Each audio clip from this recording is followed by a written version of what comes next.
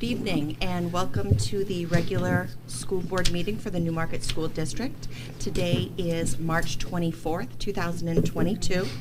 We start off this meeting like we do all others with the Pledge of Allegiance led by Lila. I pledge allegiance to the flag of the United States of America and to the republic for which it stands, one nation, under God, indivisible, with liberty and justice for all. I'd like to say welcome to our new members. We're so excited to have you aboard. Thanks. We've got a pretty good, solid agenda tonight. There's some few things that we're going to do prior to public comment. And that would be obviously the election of the new chair and vice chair. We'll be going over the concept of the board committee assignments, and then we'll be reviewing some of the school board ethics policy. Before we start into the election, is there anything, Susan, that you wanted to bring up, or should we go right into that? I'd say go right into it. Okay. This is the beginning of the new school board year, and every year we all get together and we elect a new chairperson and vice chairperson for the next 12 months. And this is kind of a time when we collectively as a group think about where we want to go. And this is an opportunity now if anyone would like to nominate themselves or would like to take some time and nominate another member of the board for the chair position. This is our time. I'd like to nominate Gary for the chair of the school board. Second. Second, great. Do we want to have any conversation about that? Anybody have any, want to tell us some of your thoughts, Amy? Well, I think Gary's has the most experience of all five of us so far. I think he's a leader and he's will be effective in the role, so that's how I feel.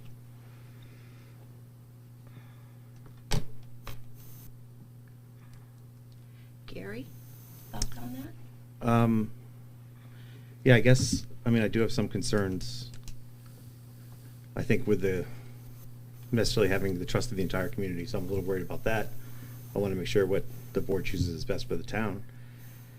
I've also never done it, so I'm going to make a lot of mistakes and need a lot of support if I do get voted in. So hopefully I could have that. And I would just ask that if you guys do elect me, that you please point out any mistakes I make as I make them and in public, so we can all learn from them and just move forward. So.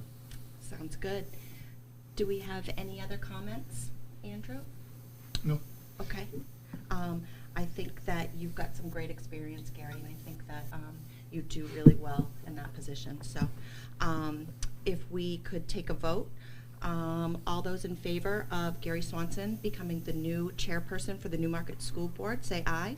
Aye. Aye. All those opposed? Welcome. Congratulations, Thank sir. Our next order of business after electing the chair is electing the vice chair, and that let's see. So if anyone would like to nominate themselves or someone, this is an opportunity to nominate for the vice chair. I'd like to nominate Heather Durant. I'll second. Oh, wow. Everybody's fighting over you. Is there anything anyone wants to say about that? I'll say I'm more than happy to continue in the role, Gary, if that's what the board would like, and I'll keep you well organized. So if anyone has any more comments now, if not, we'll go to the vote. All those in favor of voting Heather Durant as vice chair of the Newmarket School Board, say aye. Aye. Aye. All those opposed? Okay, I guess I'm a vice chair. Beautiful, great. I don't think we'll need that, but thank you. All right, so the last item on our reorganization is review of school board ethics policy, BCA, per the policy. Did we skip committee assignments? Oh yeah, we're gonna do the. Oh, I'm sorry. Thank you very much. Already correcting me. Awesome. Yep, so we received an email, or as part of the meeting material, we have committee assignments. I think there was a request that everyone send in their recommendations by next week, but if we'd like to, we can maybe take a few minutes to discuss who we think might be good for what committees. Okay, so let's see. So, is there any? Oh, sorry, I just. No, that's fine. It actually feels right. Yeah, is there anyone? Would anyone like to discuss the recommendation for the budget committee representative? Well, I think you should do it since you've been on it for the longest. I have done it for a few years, but I also don't want to take the opportunity away from anybody. Time-wise, between the chair and the budget committee, are you okay? I know you have a family at home, so. Yeah, I'm a little concerned that it might be a bit extra. I'd be happy to be the alternate if someone else would be willing to be the primary. And if I'll do no it. one else is, you would. Great. Oh, great, Amy. It's something I fear of, but You're it's a gonna be fear, but, awesome. you know. No, I it's a face great my committee. fear. It's a really good committee to learn a lot about the inner workings of the town. Right. And there are some open spots, I believe, in the committee, so any member of the public who's interested should certainly send a letter to the budget committee. It's a great first committee to be on. And then I'd be interested in being the alternate if there's no objection. We do need 2 policy committee people. Speak more to what the policy committee involves. Sure. So, Dr. Gibbons could probably address it better than I, but basically the policy committee meets as often as needed to discuss the existing policies, any changes that might be recommended by New Hampshire statute or federal statute, as well as any policy changes board members might suggest. Is that pretty well sum it up? Yeah, so the policy about policies says that we'll review periodically, I think it's every 3 years, different sections of the policy manual. So last year we did section B, and we were able to get through all of the prior legislative changes and update all of the policies related to those. So we're up to date, but we did B last year. We'll probably look at C and kind of move our way forward from there.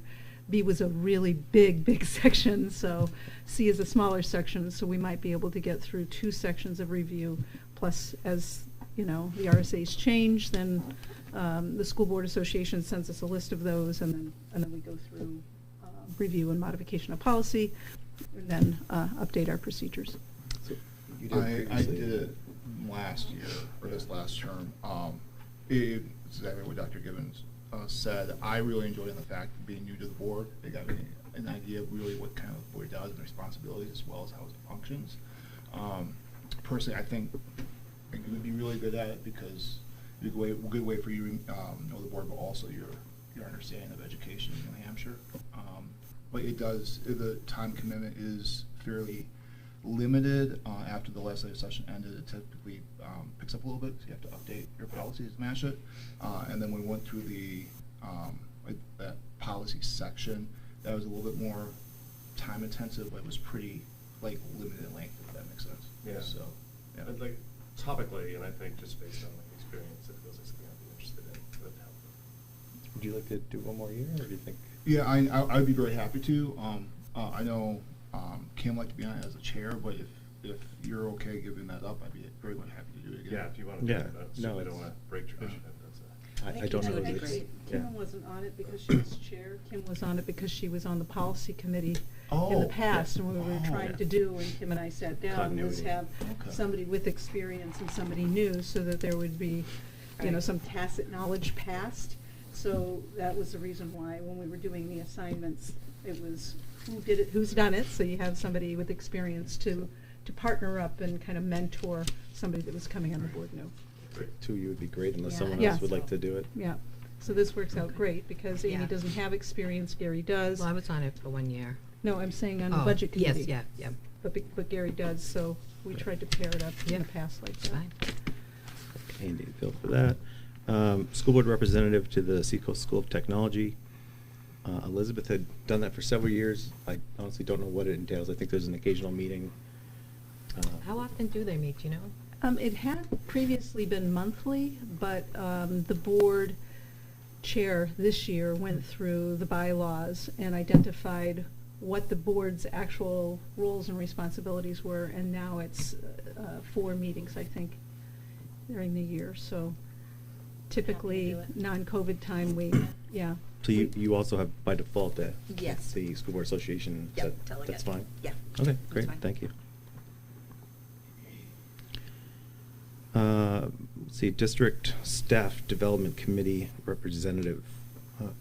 Andrew, did you do that last time? Yeah, we didn't get the opportunity to meet, but I know that this session we will need to, because there's something required. by the They had state. their first meeting a couple of weeks ago. Because the professional development was queued up from the middle of the summer, because as you know, we were implementing a new math program and, you know, and a whole host of other initiatives, so that calendar was kind of set for the year. But they are actively meeting now, but with the board change, we were waiting to see who got assigned to that. They meet after, the trick on that one is, though, they typically meet after school, because it's the staff are the ones that, so it doesn't mean. I could do that. You know. Yeah, I wouldn't mind doing that. Okay, great. Okay, great. As I said, the School Board Association by default is the vice chair, Amy. Negotiating team for the support staff. I had done it last year, the previous 2 years with Elizabeth. So for continuity, it may make sense for me to do it again. Absolutely. Yeah. So we'll need a second. Could I recommend that Heather does it, because she just went through with the teachers and she's already been trained in the negotiation. If you want to do it again. It was a long process. Okay, you can say no if you Yeah, want to. I could use and a you little do, bit of a you break do in have Okay. some stuff going Yeah, on. thank Yeah, you for it was being a lot. honest. Please take it as a compliment, though. No, thank you, and I appreciate it. So, I'm willing to do it. I mean, I did the police negotiations when I was on the council, so like I know like the general negotiation Yeah. process. Yeah. I'm very interested in the CIP, and I don't want to do too much or take too many This- opportunities for others. Yeah, so I was going to suggest that I could do the CIP, but if you're interested in it, No, you should no, if you want the CIP. No, you should absolutely do it, because I've done it for several years, and I did it with the Budget Committee, so I'm familiar with it. So it would be great for someone new to do it, and it's not a ton of time. I shouldn't say that. It's the last couple of years, it's been a fair amount of time, but in very concentrated, like in Yeah. a month or two. Last time I was on CIP, it was the school was just starting to get involved, like in the joint CIP conversation. So I'm very interested. So it's kind of September, October, Yeah, November, yeah, kind of all a time quick for the budget. burst of. Yeah. So if you don't mind, that'd be. If you're okay with it, I don't. Oh mind. well, totally. Yeah, no, absolutely. So Gary, we need 2 for the board negotiation Well, team, right? so I think Phil was saying you'd be willing to I'd do be willing both. to do both, but I don't want to like overstay my welcome here, whatever it's like. No, phrase no. is. Lots of No, work to we've got a do. couple more we can put. I mean, I've done Plenty of it room for. with the- You're on to do business. I mean, is 3 So the feasible policy. for me if I did that? On the board negotiation team, or is that too No, much? 'cause then you have a quorum. Oh, that's right. Yeah. Yeah. So would you prefer? Are you really interested in doing it, or I mean, or I'm are you pretty. just worried about being balanced? No, I'm pretty easy about either way. I mean, You're available during the day, so Yes. manifest signing might be something we should. yeah, put on. I'm. Yeah. I have more flexibility than most of you guys, so. Yeah, manifest signer is out for me. Oh, it's one of the best jobs. It really is. It's Yeah, so interesting I to could go take through the manifest manifest and see what signer. No, I think If someone state took delegate that. is way more fun. You can do that. Okay, so Amy. So Amy's gonna do one of the manifests. Yeah, I and can I do certainly that. can do it. Any member of the board or all members of the board can do it. So, it's not as if we need to only have 2, but traditionally you need 2 minimum. So we kind of pick 2 who can do it pretty regularly. But obviously, if anyone wants to do it in addition to us, feel free to stop in. Or if somebody's out or on. Or if someone's vacation, out, we'll then- email yeah, and somebody then can one of the pitch it, 2 so, will line yeah. somebody else up to do it. Yeah, Yeah. exactly. So it's, Or, if you can't be here until after 5, I can sit and wait for somebody. Yeah, on if an we evening. Yeah. if we get to Maine, Yeah. and then if something happens Right. and you call or say, hey, listen, Right. can you jump down there today? Yeah. I think Amy's done it, but Phil, I find it pretty interesting to kind of go through line by line and see Yeah, the that's- things the school's using and stuff, because it's kind of like, wow, I didn't even think about that, I didn't even realize that, so. Yeah, it's But sometimes it eye-opening. may be interesting to just pop in on Thursday afternoon or Friday Just to see, and do like, it, yeah. like as a learning experience. Yeah, Mhm. great, well, I don't think anything you want to say. does Oh, anyone? no, Okay, no, all right, thank I'll you. make sure I'm No, I appreciate not that. hogging the committees. Can I ask real quick, there's not a board representative for the teachers union. Is there a need for that this year?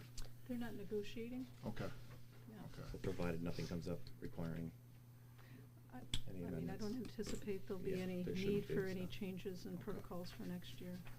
But we could If always there pick does, then you can representative pick at that them. time, yeah, Right. so. Great. So, unless there's any objections, I'm going to put these forward as the committee assignments. And the board is fine with it. I'm fine with it.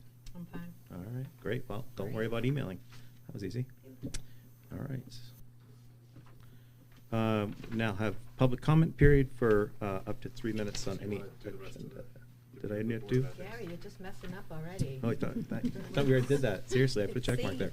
All right, I'm going to resign effective immediately from. So not All right, accepting that. as part of the reorganization meeting following elections, it's our policy to go over the ethics rules, and part of the rules should be going in order on the agenda items. So, if anyone has everyone had an opportunity to review the ethics rules that were in the materials? Mhm. Does anyone have any concerns or any items you'd like to discuss? I have none. All right. With everyone's approval, I'll finally go into public comment. So we open up the floor for public comment for anyone who has any agenda items they'd like to speak to at 7:16.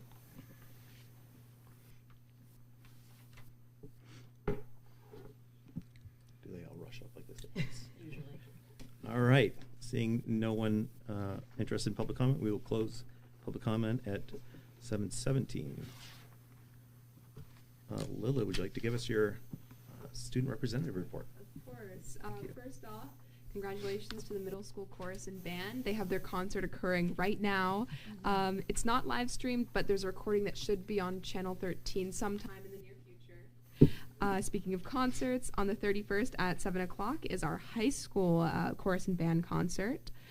And then Club Fair, our student council is organizing an event during advisory to help especially the younger grades really connect with the community through clubs and similar events, which they haven't been able to do for the past couple of years, so that's really nice. The track team, the spring track team, had its first official meet this past Monday, and they're preparing for a meet in Pelham at 10 o'clock on April 16th. And finally, our Interact Club is arranging a bracelet fundraiser for the Ukrainian Red Cross. Bracelets aren't for sale quite yet, but they should be up in the coming weeks. Great. Thank you very much. Thank you. Yeah, thank you. And Dr. Gibbons, would you like to give your superintendent report? So a couple of changes I thought you'd want to be aware of. We wanted to announce publicly that SST has announced a new principal for next year. So replacing Sharon Wilson at the end of this year is Dr. Pamela Carr. She was the assistant principal at SST under the prior principal, and she is currently the assistant principal over at Exeter High School. So she'll be moving from her assistant principal position to the high school position starting July 1. So I wanted to make everybody aware of that. Also, in the packet, there's an item that I'm asking for you to approve tonight, and that is a change to our calendar. And I just wanted to say it out loud on the camera so that parents hear that we have 2 independent learning days for students left on the calendar. One of them happens to be Monday, and the next one is May the 27th. And the legislature made some modifications that we're trying to adjust to, and so we can't have remote learning or independent learning days unless they're blizzard bag type days. So So staff will still be here, and they'll still be doing PD and curriculum development work and all of that like we had planned. But since we can't count it as a time on learning day for students, I know they would appreciate a mental health day since we can't count them. We will meet our time on learning requirements even if we don't have students here on the, working on those days. So I just wanted to say it at the beginning of the meeting in case people are watching that they hear that. Can you just repeat what days you're It talking about? is, so the 2 days are Monday, March the 28th, and May the 27th, which is a Friday, just before Okay. Memorial Day weekend. Dr. Givens, some of the news got out beforehand, and there are a couple of students who are wondering how this affects like SST. Is that still, will there be transport provided even though they're supposedly mental health days, or? If SST is in session, then we would continue to provide transportation for them. Okay, thank you. It's just we can't count independent learning time towards our time on learning. Yeah. So it doesn't really make sense. Yeah. So yeah, so that was second, and then the only other thing I wanted to mention, since Lou already covered the concerts, because sometimes we have them on both of our, was just to say that graduation is still going forward on June the 3rd. So I know I've gotten a couple of calls recently asking when that is. It is on our calendar, noted on our calendar, but I thought I would announce that again out loud, since folks seem to be wondering when graduation will be. So it's scheduled for Friday the 3rd. School's scheduled to end, I think it's on the 18th. We didn't have any, the blizzard bag days we had, we could count as instructional days. And so, yep, so far, unless something crazy happens, we should still be closing school on June the 18th. So I had gotten a couple of phone calls or emails recently, and I just thought I would, clarify for anybody that might be out there wondering. Great. Okay? That was it. Great, thank you very much. Next, we go on to the CIP funding plan. So basically, as you know, capital improvement plan is an annual process that the town goes through as part of our state requirements to be able to receive, lost the term, Jana, receive, It's because we're collecting impact. oh, fees. impact fees, that was the term, thank you. Yes, Part of our you're annual thing to do, required impact to fees, so, come up with thank you very much. Comprehensive, Yep. joined CIP. So that came in when, and I don't, Gary, you may remember, I don't remember what year, I wasn't here for it, but when they started collecting. I was in town, but I wasn't in, serving in any capacity. We'll just say it was several I think it was several years ago. ago, yeah, at least, yeah. Hi, I'm for the new members. I'm Jana Mellon. I'm the business administrator. Nice to meet you, and my congratulations to our 2 new members, and a thank you for volunteering to step up in this role for the community. It's really important, and we very much appreciate it. So. I'd also like to take an opportunity for our new members to introduce our new facilities director. Well, he's new to you. His name is David Riley. He has been amazing in his role. I am so grateful that he is here. We have been working really diligently on a lot of things, projects moving with a lot of constrictures due to COVID. So his partnership and his leadership on the facilities side has been very much appreciated and very much noticed. So he's going to assist me tonight with I'm going to kind of talk about the capital improvement, the funding aspects of it, and kind of the proposed timeline. And then I'm going to let Dave speak to some of the individual projects and kind of give you a status overall of where those are and where we are in the process, if that's okay. So. I'll start off with the funding plan. We tried to keep this visually as brief and succinct as possible. Obviously, there are a lot of metrics that go into each one of these items and a lot of pieces and parts. But we do have some new members on the committee, and some of these things that are near and dear to all of our hearts, like the playground project and things, are new for some of those members. So we kind of wanted to give you a sense of where we're at, kind of the road we've got to, and we are very pleased to announce that with Dave's partnership on the team, we've been able to move a lot of these projects forward and with the community. You are fortunate to have an amazing group of people on the PTA who have worked hours and hours and hours on collaborative effort on the playground with us. So we're still working the process with them. We're still in the stages of developing that, but you have a lot of committed people here working for that. So to start off with, as part of our capital improvement plan last year, co-joined with the town, we put forward a series of activities, and what we do is we kind of try and extrapolate those out over the span. The last CIP ran from 2013 to 2023 to 2028. So it's kind of a long window of time to look at. So some of the things that we had on that listing have been on there for several years. We're in various stages with them. And if it's okay, I'll just kind of go through one by one and talk about some of those former ones, and then we have a new one on here too. The newer one is right at the top. This was new this year on the CIP. We had a special opportunity this year and held a special meeting in October. We received additional adequacy aid funds from the state that was decided after the budget was set last year. And there were only two options for that. One was we could return the funding because we hadn't appropriated it, we couldn't spend it, or we could have a special meeting where we could vote to put it into a capital reserve. And this community, we had some need. The community was very supportive of that, and so we were able to put some of that money into that capital reserve account. And two of the projects that we wanted to highlight as a need with that funding was our elementary school electrical system.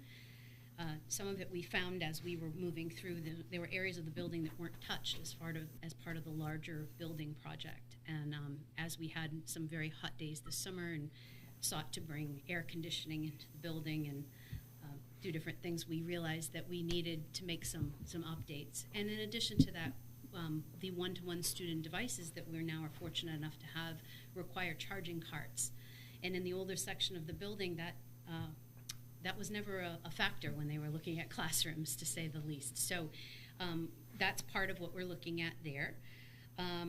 The other part of that has to do with windows and possible ventilation updates. We are looking at replacing not the new windows, of course, that we just put in, but the existing windows that weren't touched. What is the correct word for the? They're jealousy windows, I believe. Tilt. Yeah. So that's what I see. Right, and I don't think they're as energy efficient as, they're original. So energy efficiency would also be a nice gain there. So that's part of our project there. There's also, just to point out too, I think there's a very real safety issue for egress where the student shouldn't be necessary. Right, with and that style yes, window. you would kind of have to contort yourself to get out one of those. Some smaller kids can get out, but I don't know about. I think I'd get stuck. I would be stuck. Yeah. So approximately $450,000 was the additional adequacy aid funding. We kind of earmarked that into a capital reserve to address these two projects. And we are, Dave will give you an update as to where we are in the nuts and bolts of that, but that's how that project came about.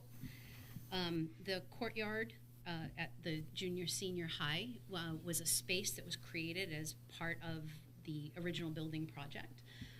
There were some value engineering, from what I understand, as we went through the process, and certain things that were originally thought about or planned had to be removed from the list because of cost. And this was one of those items that, we had a tentative kind of thought for a drawing, and but it was one of those things that value engineering left on the table. So we still have, at the end, we're pretty well finished with the project. We still have remaining bond funds, which we can use for this purpose. And this would also be a great use for the impact fees that we earn through the town. So, again, Dave will give you the status, but we're hoping that that's going to kind of be one of our next initiatives to really round out the building, because it's right in the center. It's very visible. Right now, not as appealing as we would like. We had plans to do something with it, but again, COVID made it impossible for us to move on some of these projects. We couldn't have people in buildings. And you have to access it through the buildings. So, so we're excited to be able to kind of reinvigorate that and move forward with that project. The playground, as I mentioned, you have an incredibly dedicated volunteer army out there in the PTA. I have really enjoyed getting to know them and working with them on this. I got involved just because we were making repairs to some of our existing equipment, and they reached out and they've contacted some vendors to talk about inclusive types of equipment, and we actually have like some drawings that we're not quite ready to share with you, but we are really excited to bring forward to show you some potential things. We still have a little ways to go with our fundraising and in order to do that, but that's a pretty exciting project, and I think personally I'm super excited about moving forward on the playground. It's something that's great for the kids and the community. Gianna, can I ask you a Yeah. question on the PTA funding? Is that currently that much money, the 44,000? That's we don't have the money. The PTA is still Right. in ownership of that, but that's what they have told me is approximately what they have fundraised to date. Okay. And because we have 150,000 now, we've done it 3 years in a row. If you recall, this will be the third year. Yep. So this That we put 50,000 each right. year, right? Okay. So as of July 1st, there will be 150 Okay. funding, and the project, unfortunately, the scope of the project and the cost of the project since it was initially proposed as part of the CIP, it has gone up Yeah, quite a it's bit. doubled. I Yes. think when I was on the board, it was like two Yeah. something. Yeah. Yeah. And this figure here, I think we're seeing some of that supply chain and resource issues too, because this figure here is kind of just talking about the equipment, not necessarily talking about the demolition that would be required or any layout changes or fencing or things like that. So we're moving on that as best we can. The classroom updates, we are excited to be able to begin. We actually have an RFP out there right now for 5 classrooms. We're going to be removing carpet that's in classrooms and replacing them with some nice VCT that doesn't absorb cookies and milk. So that's pretty exciting for us. We did 6 last year, and we have a few more to go. We kind of keep that in our budget. We're hoping to get rid of all those carpet classrooms, or not the classrooms themselves, but the carpeting over the next little bit. That's kind of our focus. Helps with How many do we have left after the 5 that we 12? We have at least one more big one and possibly another small one, right? A few Small ones, yeah. Yeah. Yeah. But we're getting there. We're getting there. The security vestibule at the SAU, I think probably all of you have had the opportunity to see our suite upstairs. We are in a public building here, and it has come to a place where we felt we needed some type of way to have an intercom system so we could buzz people in. There are days when the town closes early, and so they're done at noon, I believe, on Fridays. So if we have somebody coming to our building, we have to leave the entire building open for them to be able to reach, and come upstairs. So it's a safety and a security issue. We've been working now with a couple different vendors. We're going to have some cameras that we can see, an intercom we can buzz, and some monitors so that we'll know. Steals my thunder on these things. Well, you can talk. I'm just sorry. late. No, she's taking like a- Just- furniture. We had several years ago, 2 years ago actually, the town had voted to take interest from the bond fund and bring it into the budget to make some improvements. And then our friend COVID hit. And there were certain things that we couldn't do. We were literally pulling furniture out of our classrooms and storing them in cafeterias. So therefore, the money earmarked for furniture just did not make sense to purchase furniture that we still couldn't put in our classrooms because we had to distance. So we were able to we're able to take some of those monies on a warrant article, put them forward into a capital reserve. The intention was for furniture down the road. We're now starting to look at our building spaces and distancing within our classrooms, and things are getting a little more normalized. We're getting closer. So we're getting to the place where we are starting to think about furniture needs and long-term things. But in addition to that, this part could be used also in conjunction with our courtyard, because we'll obviously want some outdoor type of seating and to make it into more of a usable space. So this is something we are kind of going to finish looking at our needs and then determine what the focus for that furniture will be. And then a couple of projects we really haven't started looking at a timeline for. We've had them in our plan, but we have higher priorities that have more of an instructional basis right now. One of them is the junior-senior parking expansion. It was visioned to have some additional spaces over by the annex, or as Gary calls it, the Perkins, and then there's like, what, a third name? I don't know the other name, yeah. Perkins building. Across the street from the high school. But again, that's one of those things that we would like to do it. We feel that there's a need for it. It's just we have some other things we have to address first.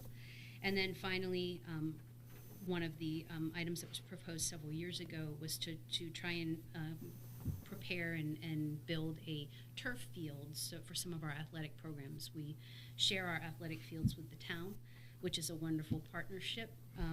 But during the springtime and certainly early season and mud season, it would be helpful to have a surface that we could allow more access to more times during the year. So again, that's kind of a big price tag. It would be something we would have to plan out a little further down the road, but it's still kind of on our reach goal list of the items we're considering. And then on the second page, I've included for you just to give you a sense, especially for the newer members. These are our ending balances. We have capital reserves and we have a couple of trust funds as of the end of February, and this kind of gives you an idea of where our monies are. That bottom account, that school improvement capital reserve fund, that is the one that the adequacy aid went into, and the $60,000 furniture thing. So that's our newest fund. And then, as I mentioned, the impact fees as of February 28th, we have almost $56,000 there that could be used for expansion. At like the courtyard would definitely fit within the qualifications of that. Thank you. Can I ask a question real quick? Could there be an argument be made to put the playground before the courtyard, considering that we're paying to replace parts on the playground for safety reasons now? We are open to all of those things. We've done a lot of work. We actually, and I don't want to steal your thunder again. I'm sorry, but we actually have taken those architectural, the 3D renderings for the equipment, and we have sent it out to a playground designer. We're hoping to get a comprehensive plan because we have some things that we want to move around too. The preschool playground right now breaks up the playground in a way that makes it difficult to supervise because you have the 5th graders on one side and the preschool, and then most of the supervision in the larger playground there. So as we were talking about doing this, our dream was we got a lot of feedback. The PTA gathered a ton of feedback from teachers and from the school about the areas that we really would like to look at together. So some of this involves actually moving equipment, kind of consolidating it to one end, creating some open spaces. That was very much a need that our staff identified for the older kids. They said the older kids at the elementary don't play so much on the equipment. They want to play basketball and they want to play soccer. So what we were hoping is that maybe as part of this project we could also expand that half basketball court to get a full outdoor basketball court, and also get some green spaces in the playground by shifting the equipment, getting rid of some of the chips, but to have some grass so the kids could play. For that, we very quickly decided we were over our heads as far as design capabilities. So that's where it's at. What I would like to do, Andrew, is when, as it comes back, we would like to kind of, once we nail down what the design is, then we really can start figuring out what the cost is. We're just not there yet.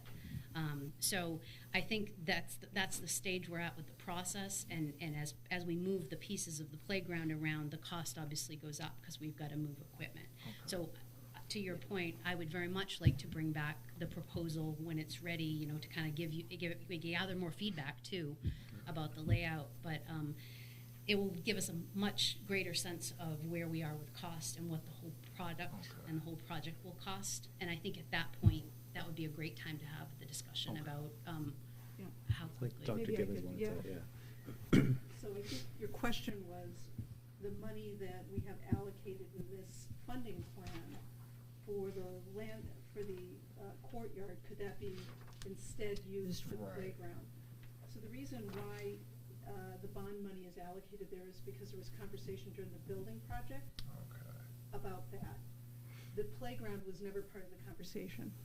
And so the PTA, when I had arrived, began to raise money for the playground and had approached me when I first started to see if, you know, the school board might be willing to try to match their efforts. So that's how that began. And I said to them that I would also support putting it on our capital improvement plan so that it would elevate it in terms of people's awareness. So the conversation, in fact, there was plans from the building project for that. And so when we're looking at bond proceeds left over, you know, that was part of the building project conversation, but the other was not. Okay. So that's why, as she was going through and saying, okay, we have all these buckets of money. Mhm. And one thing that was, I think, has been confusing for everybody is what money do we have? And what was the purpose that the money was raised for? And how does that relate to some of the projects that we had? So one of our goals this year was to clarify that by putting together a plan like this so that everybody would have this information. And even if we had folks change over, because we had so many changeovers in staff, that we kept losing tacit knowledge about things that were going on. So this was our effort to elevate that and provide something that would then be discussed in public, and then we'd have some documentation to support it. So I just wanted to, you know, not to interrupt what you were saying, but No. I just wanted to No, explain I why. appreciate Correct me, that. bond money. correct me if I'm wrong, but I think this was mentioned last year too, that the bond was for the renovation of the school, and technically the playground isn't included in that, right? You know, Right. Gary, I was not part of the conversation originally. I was just, I know that the playground was not part of the building project as it was moved forward. That's what I Yeah. know, and I But know that think one of the there's something about add-alts that we need to check in could on. be. Yeah, I thought there was something about that. It I could don't know be. for sure. Yeah, Is it that, in like the details of the bond? What it's, Well, we actually had some good conversations with, as we were coming down to these bottom balances on the bond fund about the purposes we could use them for. And what I've been told is that we are able to use these bond funds for the purposes originally intended when voters went to vote on this. So so you what's know, that language say? that's what the language says. No, that's the language of what we're allowed to use Yeah. the bond for, but what is the language of the actual, like, The what the warrant. voters, the warrants? Yeah. Well, the warrant.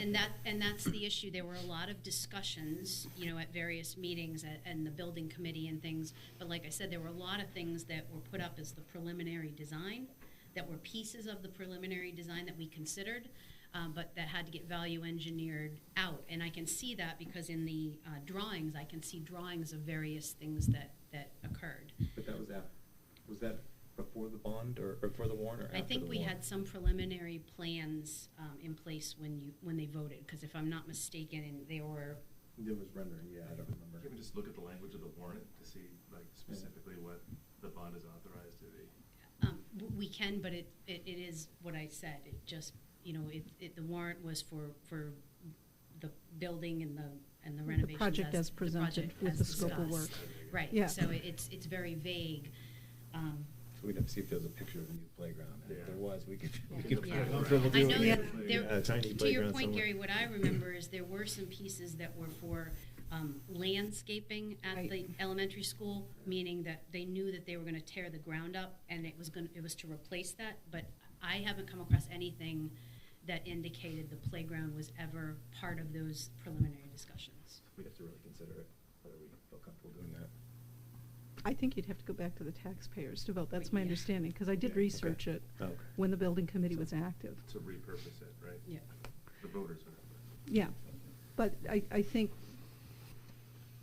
I mean, certainly that would be something we could go through the process of, but if you've been in the high school, and hopefully you will on the 9th, on April the 9th, Get in that plug. Wink, wink. you'll see that the space is not usable at the high school.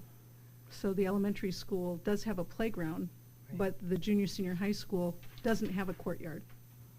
There's no out, and so the drawings that they're putting together is to try to create a little bit of a, you know, outdoor learning space in addition, like a multi-purpose space where you could do a variety of different things, but it's desolate. I mean, some of you have seen it, but others probably have not. This is well beyond the CIP committee discussion, but I will put a plug in for the Thompson School, so if you have an opportunity to work with them for the courtyard. It's a Oh. great program down there. They do Yeah. landscaping and stuff, so. Yeah, And I happen to be an alumni. okay, good to know, we may get you right out there. There you go. I'll get out there to show. I think All right. Phil- Process of asking questions, do I just raise my hand? Do I- Or blurt it This is out, yeah. there, Do that too. Recognized by the chair. Thank you for this presentation, super helpful. Oh, you're welcome. I appreciate the summary, because we're gonna probably be sick of hearing me say this. I would love the back end that like supports all this information. Like, I'm assuming there's capital improvement plans that align to each of these Mhm. plans, right? Like, so Yeah. like feels like something that would just be very informative for us Yeah. to have. That's actually on the town website. The Okay. capital improvement plan is right up there for all the departments. I can share a link with, I got them, there's 3 parts actually, because it's so big, but I'll Awesome. be happy to direct you to that. Yeah, fantastic. So when I looked at this, I saw there's some expendable trusts and some capital reserve funds. What, like the reasoning behind having Oh. 2 separate types? That is such a good question. So back in the day, there used to be a very distinct legislative difference between an expendable trust and a capital reserve. And I just, in fact, was asking, verifying this information today. So if it's a expendable trust, even if you have a trustee that is an agent to expend, and in many cases the board serves as that agent, you have to hold a public hearing. And I can't speak to why that was ever why they made that distinction. But then when capital reserves came along, they were typically just earmarked for new construction, and they didn't require a public hearing. So the agents would, put it on your agenda, you'd discuss it, but you had the authority to do that. And then, I think it was 10 years ago, maybe longer, they expanded the definition of capital reserve to make it even more confusing. So things like repairs that didn't used to be able to be a capital reserve became a capital reserve. So my guess is that the ones that you have as expendable trusts, like for special education and technology, that those things were created when you couldn't use capital reserve funds for repairs and things like that under the old definition. So they have some different restrictions on that and the process you go through to access them. But it's a very good question. Now the capital reserves for repair and for remediation or those types of things, they're virtually the same thing as the old capital reserves were, just for building. But it's been a journey to get there, and it is highly confusing. So it's a very good question. So who are the agents to expend these capital reserve funds? I don't think I included it on here, with the exception of, I believe, the first one, which doesn't have a lot in it. I think that was the expansion of school facilities. That one's still legislative body, but I believe all of the other ones are school board or the agents to expend. I can get that information for you for the next meeting. I've got it in the spreadsheet. I just didn't include that column. Okay. And so each of these, so there is a capital improvement plan for each of the projects that will then draw from various funding sources, mainly capital reserve funds and expendable trusts. Yeah, well, it's not a plan per se, because as you can see, some of these projects are earmarked way out. Yeah. It goes through 28. But what it is, for lack of a better word, maybe Gary can explain it better, they ask us to come up with kind of like a concept. It's a concept, a proof of concept, with some numbers attached and a timeline attached, and that's what's in our capital improvement plan in the town. And we do it, the town does it, the water department does it. Everybody kind of has the same format that we put into this plan. So when you talk about what I think of as a plan where I'm picturing schematics and drawings and stuff, it's not necessarily that. It's really more of a proof of concept. When you actually spin the project up, that's when we get those types of documents. So it's more like the purpose is to get the town thinking about the future and what things may be needed, and to create, I think, an ongoing dialogue. But the funding of them, so we may not do any of these, and the funding of these may or may not be based on the potential funding sources. So when we fund a capital reserve fund, that's a separate warrant. But that's different. CIP and capital reserve are completely different. So, but when we fund money into the CRF, Yeah. generally the reason for that is because it's going against some project to be funded. Which Or may is or it- may not be a CIP project, to get more confusing, right? Right, whatever is, it comes back to this, what we talked about with what the warrant article was written for. Whatever was written at the time that capital reserve was created for, Yep. that's the purpose. So the most recent one that we had, we found that the need to create a capital reserve that actually allowed us to consider furniture, because none of the other ones did, and we wanted to roll this money forward into a way that we could access it in future years, otherwise Right. we couldn't. So we, the language of that account, I think it says furnish, equip, improve, renovate, I can't remember all the language, but anything that fits within that purpose is what we can use that funding for. So CIP, the capital improvement program, literally has nothing to do, ask the town managers, completely separate. It's confusing that they use They're capital, separate, but they are related in that you may. but a capital reserve fund has to have some plan against it. You just can't just have an open capital reserve Yeah, fund. I think you have to have You a actually- spending purpose, but not Yeah, necessarily a spending plan. purpose. Yeah, as Yep. opposed to a plan. Perhaps different on the school side than on the Yeah. municipal side. Yeah. But we don't have, one of the challenges in schools is that once our budget is passed, and I don't know municipal law, so I can't really explain it in a way that connects to them. But for us, if something were to happen during the school year that was an emergency, we'd have to have a town meeting if we didn't have these funds. And so, really, the purpose of these for us is to kind of give us some stability. The entire building was not renovated. All the systems were not upgraded. And so if we have a section of the building with old pipes and it happens to let go, which we actually had one of those recently, if it cost us an extensive amount of money, we need to be able to access certain funds. Right. And so that's really what, when these were set up, from the conversations I've had, it was for the purpose of giving us that little cushion so that we could conduct our affairs, if need be, under emergency situations during the school year. I mean, it's also for renovation and stuff, like, so So you that- plan yeah. ahead. Yeah. Long-term But there's some planning, emergency, finding the yeah. tax rate, there's reasons Yeah, to use. there's certain, yeah. Yeah. absolutely. We can access these funds if, what you said, if there's an emergency. Exactly. If it's within the Okay. purpose of. Exactly. Of that, right, You so- can't you can't go into the special education trust fund because of pipe Right. burst. Right. But if we had Exactly. a The student. repair and maintenance Right. trust fund, you're good. But if we had an out-of-district placement that came about during the year that we had to fund, and we didn't have the resources within our budget, then this would be an example of what we would approach the school board to take action on in order to cover Part of that. I'm just trying to get my mind around like this here. So, but what you just described, Dr. Gibbons, is the school repair and maintenance trust fund, right? Like that's the purpose of that. Technology, it's for the technology, so if the issue we have is with technology, in fact, I think we access. Well, that would be the technology trust fund, Yeah. to make it more confusing. So- We have so many Okay. trust funds, yeah. Yeah. Actually, the purposes that are written there, I took those directly from the warrant articles Okay. as they were voted. So that is exactly what was written into the warrant article when those trust funds were created and when they were voted upon.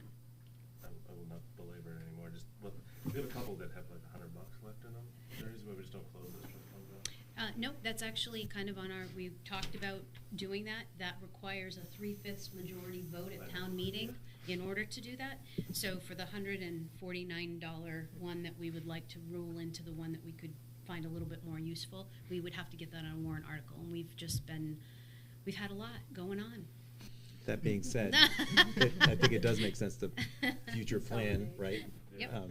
For things like, Yep. I hate to think of an expansion, but at some point in 40 years, we may need to expand. So, it doesn't hurt to necessarily have that fund. But if you look, the new one that we did at the bottom includes expanding. So if you were to Oh, roll the those. construction and renovation. Okay, Right, gotcha. so if you were to roll Yeah. those funds into that new one, We'd then have you really. $250. Right, 200. Exactly. Which would be fantastic. Little more. So we'd be all set. David, do you want to go over your projects? I know it's getting late for Yes, you and folks who I work all day. apologize if I stepped on your toes. I get excited. Is there anything about left those things that too. Jan will leave? Yeah. I'm a little bit of a facilities geek, so if I get carried away, wave your arms and I'll move on. In my language. So, the first project I have is the NES electrical upgrades.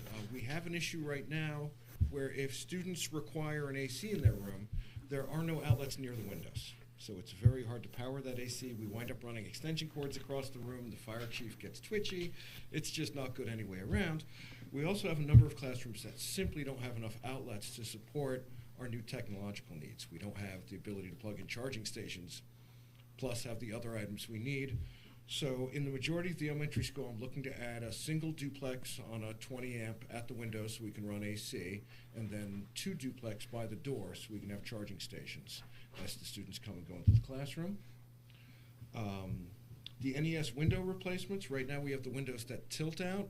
If we have to put one of these ACs into that room, we have to take the window pane above the tilt out, replace it with plywood, drill a hole in the plywood for the air conditioning vent to feed out. It's very inefficient. It's very unattractive. The windows aren't efficient. So what we're looking to do is match the windows that are in the renovated section and put those in the rest of the school. Then we can make a standard piece of painted pretty plywood that'll sit in with the AC. You close the window on it, you put a block so you can't slide the window open.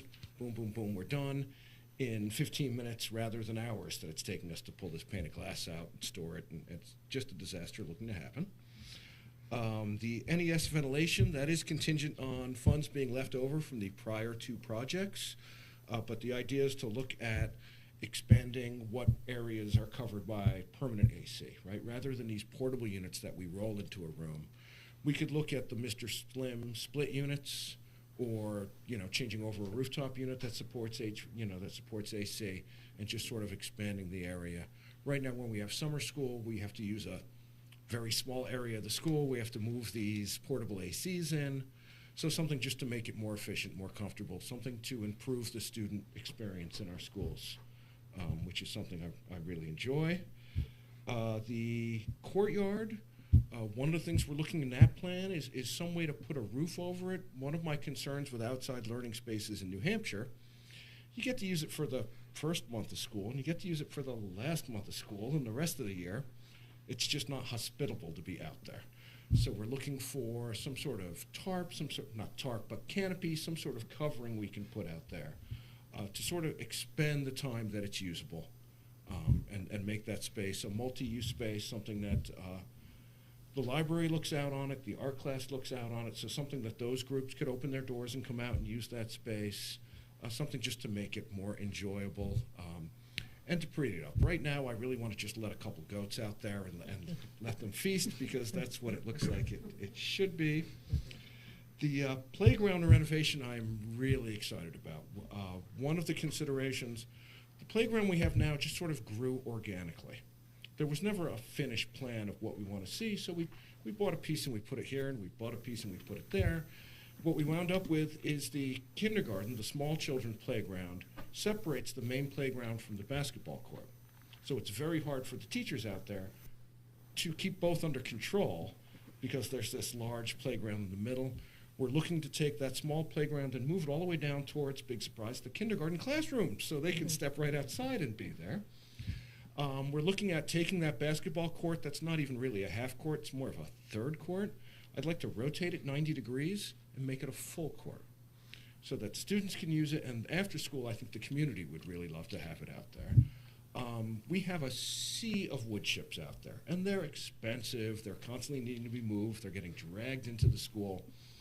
It's just a disaster, and we only need the wood chips in the fall zones around the equipment. So we're looking at increasing grass out there, increasing some pavement. I know jump rope is huge at this school, and I'd love to have an area where they can practice their jump rope. Right now they're doing it just on the sidewalk because that's the only paved area in that section. So we're looking at increasing paved area. We have plenty of drainage there, so we don't have to worry about runoff. We can limit the number of chips and really make it a playground that's been thought through. So we're starting off with our end goal. This is what we'd like to look at when it's done, and then looking at how we can achieve that end point rather than just letting it grow organically and seeing what we wind up with at the end. So that's a really exciting project. We've had tons of feedback, tons of input. People are really excited about it, so really looking forward to that.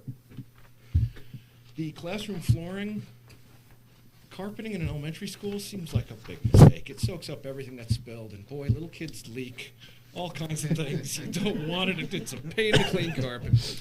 It holds allergens. It's just generally not a good idea, and it gets ratty. The beautiful thing about VCT, which is vinyl composite tile, and why you see it in schools and courtrooms, is you're never actually walking on the tile. You put a wax on the tile, and that's the wear surface.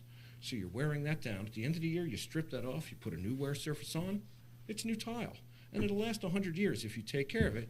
Can't say that about carpeting. Carpeting gets ratty, it gets old, it's starting to get wrinkled and have tears, so it's almost getting to be a safety issue. So we're very excited to be pulling out this old carpeting, putting VCT in. It will make cleaning it quicker, which lowers our labor costs, make it safer. It's just a great idea.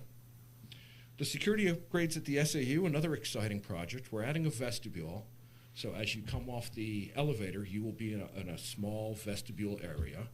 We're moving the doorway from the conference room down to the other side of a chase that's there, so that the door to the conference room will be outside of the vestibule area. Putting in an intercom and cameras and moving emergency exit signs and things like that. We're actually starting part of that project tomorrow, so very excited to get going on that one because I know that's been a long time coming. At the annex building right now, we have key entrance. I'm not a big fan of keys. You can get them copied. You can hand them to your buddy. The back door to the annex has a security number pad you push in, and that's even less secure than keys. So what we've done is we've added locks on the offices because the offices never had locks, and we're adding a swipe access to that buildings, and that will be tied into the swipe access we have for the other two schools, so I'll be able to manage and maintain that, control who has access to that building, just make things more secure and safer. And then the dimmable lighting is another project I love. I did that at another district, and the teachers literally said, you can control the energy level in the room with the lighting. The kids are getting out of control, you dim it, it calms them right down. I'm cheap. They're going to save me money, and I'm big on lowering energy costs, but also it improves student experience. It allows the teachers to better control the mood in the room. So we have a lot of movements on a lot of projects, a lot of exciting stuff. I think we're really making the student experience better in the schools. We've got a lot of balls in the air, but we're cranking through them, and we're getting a lot of good stuff done in this district. Again, I'm a facilities geek, so I get excited about these things, but that's why I'm in this career. Do you guys have any questions? Anything I can explain, expand on? I had a question about the security thing, but if it's project starting tomorrow, I'm not going to waste our time. I just wondered, the SAU, who owns the building? It's town hall. Town owns the building. Yes. Okay. But not the parking lot. That's the church. Yeah. You lease it for $1, this space? The upstairs for $1, yeah. The The third floor. Town dispatch watches the town offices. Do they watch up here too, or no? Okay. Right now, we have a shared day pass. But again, the town closes at noon on Fridays. Well, no, the town dispatch watches. The PD, yeah. The PD can see what's going on. in the Well, Yes. right now, there's Throughout the not many district. cameras upstairs, That's my question. and there's no Yes. egress for most of our offices. Got it. And most of us, there are women up there, and we have had very hostile people up in our area and no protection. So putting the vestibule in is to protect the people on that floor so that there's not unfettered access to us with only one means of egress, which is going right through the perpetrator who's in the hallway. So most of our offices don't have a second means of egress. So being able to keep us safe, you know, it's important that we slow down the access of people through our area. The town does have, if you go into the town hall area, they have big television screens that show who's coming in the building. We don't have any of that up there. So all of this is to provide us with some knowledge of who's coming in the building, whether they're there or not, who's coming up to the third floor. And so that gives us just enough time if we see somebody coming up that could be harming us, especially since we do have some people that have had a history here of being disgruntled against the SAU, that we have the ability to at least have a few seconds to evacuate should somebody be coming up. So we're putting cameras in so that we can see on either side. We're putting a vestibule in so that people coming up off the elevator have to buzz in now. And we're putting in these monitors so that we can see in the two offices there who's coming into the building. Will the PD have access to those cameras? Yes. We also Yes. have panic buttons up And there. panic That's buttons. okay, there we The go. other day is to slow this There should person be one down over here enough so the somewhere, but I think police. she's got it. Yeah. Yeah, and that's it. I mean, there was two panic buttons, I think, one in Jana's office and one. I had the only one that worked. So we really had no protection up there. And I'm here often alone at night. Yeah, it's just. They're keeping me common busy. sense. Any other questions, discussion? No? So if the board will allow it, I'd like to modify our agenda a little bit and bring up a couple action items so Jana and David can go home a little bit earlier than they may otherwise have. So Jana, would you like to talk about the RFPs? Yeah. And the investment policy? I'll take them in order the way we have it on here. We have the student Chromebooks. Mr.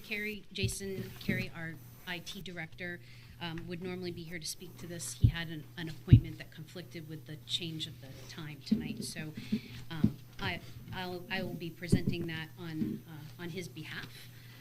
This is part of our annual, I guess we'd say our replacement cycle for our Chromebooks, for our one-to-one student devices. We did one of these last spring around the same time. So we put this out, we evaluated the bids. There were 7 of them that came in. The one that was actually lowest, if you look in the qualifications under the gigabytes, you'll see that they didn't bid what we asked. They only had 4 gigabyte units, not 8. So that bid was deemed not to be the one that we felt was the best value for the district. And our recommendation, based on looking at all of the bids and considering price and the other factors of service and availability, we are recommending the Ockers bid in the amount of $29,400. As you can see, there's a table that compares all the bids. And as for the new members who don't know this, up on our website under the business office, we have an RFP site. So you can go to click on that. It always has the actual RFP itself. Okay. It has the bid tab, which will list all the details of who bid what. And then once we award the bid, we also post that up there too. So that's kind of a little archive that's up there.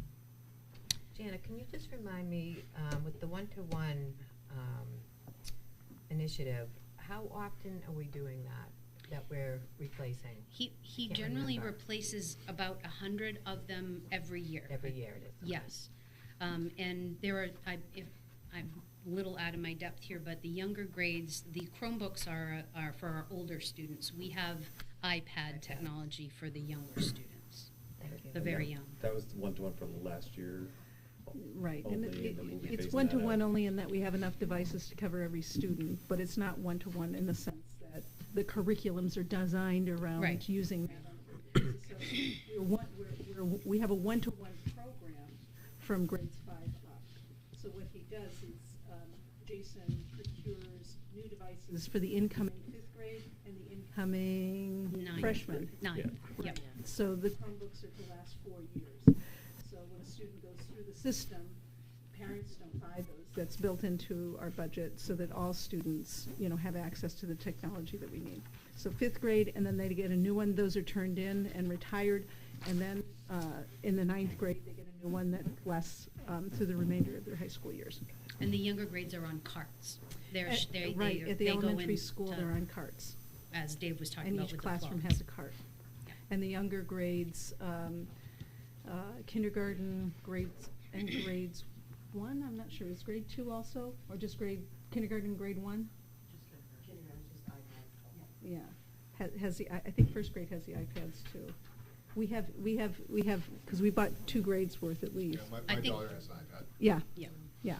And then we have interactive Chromebooks for, it must be 2nd and 3rd grade, and then regular Chromebooks after that. Right. Right. Does anyone have any questions about the Chromebook recommendation? Do you mind going right into the furniture RFP and we can vote on those together? Sure. Thank you. Sure, yeah, absolutely. So again, the furniture RFP, we've boiled down a whole lot of information for you, but if you do go onto the bid tab up in the, on the website, you will see the actual items that were bid and the prices for each vendor that bid on them. The reason we boiled it down for you, there were a couple reasons. One, we were asking for a large chunk of what we were asking for. There were probably 12 or 13 different types of furniture, but the lion's share of it was our cafeteria tables for the junior, senior high. We're going to be updating those. We never had a chance to really get that furniture in. So when we were looking at these bids, we looked at a couple different things. We took a look at we look for value, not just price, because if you look in the detail that's up on the RFP, you'll notice specifically, I'll cite for the cafeteria tables, there's a bottom 3 vendors voted sent in a bid that had cafeteria tables in the neighborhood of like 650. The other 4 were in the neighborhood of 850. And so we called and we asked what that was, and they were particle board. The lower priced ones are particle board, and we felt that although there's a difference between price and value, we always try and come up with the best value. Our cafeteria tables are used very heavily. These are going to be convertible. They'll turn into a bench, so we can actually use them in the auditorium for events as well. And they are used very heavily and moved around a lot. So for us, that made a big difference. And because we put this out to bid en masse, we tried to find the vendor who met most of our needs best as a package kind of deal. There were also some vendors that chose not to bid on certain items, so we had to take a look at how to equate those as we evaluated. So what we came down to is as I said, the lower three bidders, because of the significance of the table purchase, we didn't feel that was a good value. What we are recommending is the Hertz Furniture bid. It's an estimated total of $58,937.65. We still have to pick up like upholstery. There's some upholstered furniture for the library. So this may go up slightly depending on the grade of the material that we choose. But we had a committee of 4. The media center media specialist is looking at the samples and evaluating them with her plan for that refreshment of that area. So that's what we anticipate. It will be approximately that amount. Great. Any questions? All right. The chair seeks a motion to approve the 2 RFPs. One for Bill the. has a question. Oh, I'm sorry. Did you? So I'm trying really quickly to look at the pages of the RFP over here. That are like the criteria against which these are judged inside the RFP? The criteria we rely on our bid policy, and our bid policy does not necessarily, depending on what we're looking for in the bid. I mean, we always look at cost, we always look at value, we always look at different things, but there aren't really specifics of things that we have to use as evaluation criteria because it varies piece to piece. So we generally get a good sense of what we're looking for up front. The items that we list in there are we ask them for certain materials. We always put something into the RFP saying that it is within our right, to choose what the best things are. We ask questions of our vendors. We work together as a committee. So the criteria varies piece to piece. But you do list in your RFP that you want a desk that has the following Yep. features made out of a certain grade or better. I mean, Right. So yeah. if you look at that RFP and scroll, there are actually Design images. specifications. Yeah. Similar, and then we even include images in this particular one of what types of things we're looking for, and then we asked that they submitted their spec sheets along with that material, and we would look at that relative to what we were hoping to get and what we felt was the best fit. We also had a long discussion about fabric versus vinyl for upholstered furniture. So there's a lot of different things we looked at. We asked for samples of their upholstery. So we look at a lot of different things to come up with that analysis. So it sounds like what you chose was the lowest cost that met the desired specifications Right. as published in the RFP. Yeah, greatest value. What we felt was the greatest value to the district. That met the requirements of the RFP, yes. I just have one question, Jana. So the final selection, you touched on this already, but how much additional could that affect the final cost? I don't think it's significant. It's a difference between a grade of fabric versus another grade of fabric. We are looking at, they have, and of course this is the other thing, they all have different gradings. Right. So the one that we're looking at, that we recommend, we're looking at a grade 5 and up because of the wear and tear that the furniture would see. So I don't anticipate it will go up a whole lot more than that. But there are differentials between, slight differentials. And that's really for 3 pieces of furniture. There's a chair, there's a couch, and help me, Dave, is it a love seat too? There's a third piece. So So it's just a few of the items. I just wanted to make sure I let Okay. you know that it was approximate, because Okay. we did, and this does include shipping and delivery and things, but there may be some slight differences based on those. Thank you. Any more questions? All right, the chair seeks motion to approve the 2 RFPs, the classroom furniture RFP awarding to Hertz Furniture, and the Chromebook purchase RFP to Lockers, Boston. I make a motion? I'll second. Motion from Heather Durant, second from Andrew Hemaker. Any further discussion? All in favor? Aye. Any Thank you very opposed? much. You explain things I fantastically, know, you're so so thank bright. you. Oh, But You're so lucky. Thanks for putting up with my questions. No, you know what? I think I appreciate your questions, because we do. It sometimes gives us a chance to explain how carefully we do actually. We take our jobs pretty seriously on this side of the table. Hearing the process and understanding the process, that's where my mind immediately Yeah. goes in this. So I really appreciate you explaining. Yeah, not a problem. Thank Gina, you. while you're here, would you? Yeah. Oh, I'm please, sorry, go I'm ahead. gonna say, to be excited about at 8:15 at I night know, is we a won't lot, keep so. this later. Yeah. Do you mind sticking around while we review the The DFA? investment policy, Yeah. Yes, DFA? yes. In case anyone has any questions. So, per this policy, we have to review this annually. We do it generally at the beginning of each session. Is anyone have any questions? Does everyone have an opportunity to review it? Yep. I just have one question. Sure. And I probably should know this, but who is the treasurer? Annette Brousseau. That's right. Yep. I knew that, but Yep. thank you. Yep, you're welcome. Great. Board seeks motion to approve school board policy DFA investments. Moved. Second? We have a motion from Amy and a second from Heather. Any more discussion? All those in favor? Aye. Aye. Any opposed? Aye, sorry. On behalf of the auditing team, I thank you. They'll be very happy to see Thank that we you did so this. much. Yeah. Thank you. Thank you, Thank you. Jana. Have a great night. Thank you, Yeah. you too. Good night, thank you. Thank you. Thank you, David. All right. Bye, Dave, thank you. Sorry, she stole all your thunder, David. Next year, we'll keep her. You go first, right? Yeah, keep her in the back. All Jen right, looks good and next up ready. on the discussion items is the new chapter committee update. Given to go over that.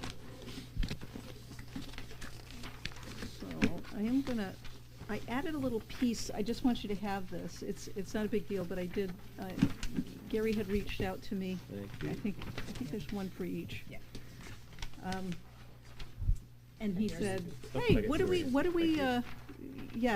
Gary had asked, sent me a text or an email and said, well, what mitigation strategies are we keeping? Yeah, what's left? What's It left? seemed like almost everything was going. So I updated this. So I updated this to include some information about that. So that's the only difference between what you got in your packet and, this evening, just before the meeting, I added that little piece to it. Thank you. So that when it goes out to the public, they'll, that Yeah. information will be there. It was a good question because the group has been meeting, and first I do want to publicly thank, and this isn't the end of our work, right? This is not the end of our work. This group is going to continue along, likely till the end of this year and maybe longer. But I do want to publicly thank Stacy Brown, Kathy Harder, Meg Looney, and Amy Valkenschik, I think that's how you pronounce her name. Erin Burns, she's a teacher from the NES faculty. Joanna House, who is a senior high school faculty member. Lisa Sullivan, support staff member, myself, and we did have Phoebe. Phoebe has been with our group, for the most part, but then we have a few new additions, Lila and Riley Nolan, that have also been participating. But it's just a great group. It's very uplifting to talk about, opening things up. How do we reconnect? How do we honor the needs of everybody? Which is hard to do. So we do feel good about the recommendation. This will be the next step, right? So we have optional masking. It's been optional masking now for a number of weeks. And so there was a portion of students and a portion of staff that were uncomfortable with making masking optional. And they, we had asked a question in the survey, if you're uncomfortable, what might make you comfortable? So that we at least have an idea about what it might, what may bring them comfort as we started to make this transition of relaxing certain mitigation strategies. So we read all of that as a group, and taking all that into consideration, looking at the priorities, what parents and students and staff said were the priorities, what order should we start to look at these? And really it came down to what will allow us to expand opportunities and reconnect as a community, as a learning community, inviting parents back in and our community back in. Here we have these buildings that are beautiful and the community is invested so heavily in, and yet parents haven't been in them, and that's sad. And so it's time, the pandemic is not apparently going to end, and we can't continue to go into lockdown forever. And it's had implications for all of us, some that are yet to be seen. So that really seemed to be what we heard from it, from reviewing all of this information from the surveys. So the highest two priorities were around masking, and it wasn't that we should make masking optional, right? It was some were, let's keep masking, Some, some said, make masks optional except for after, times during the year when we know respiratory illness seems to be higher in schools. And so that particular piece you all took action on at the last meeting and made masks optional.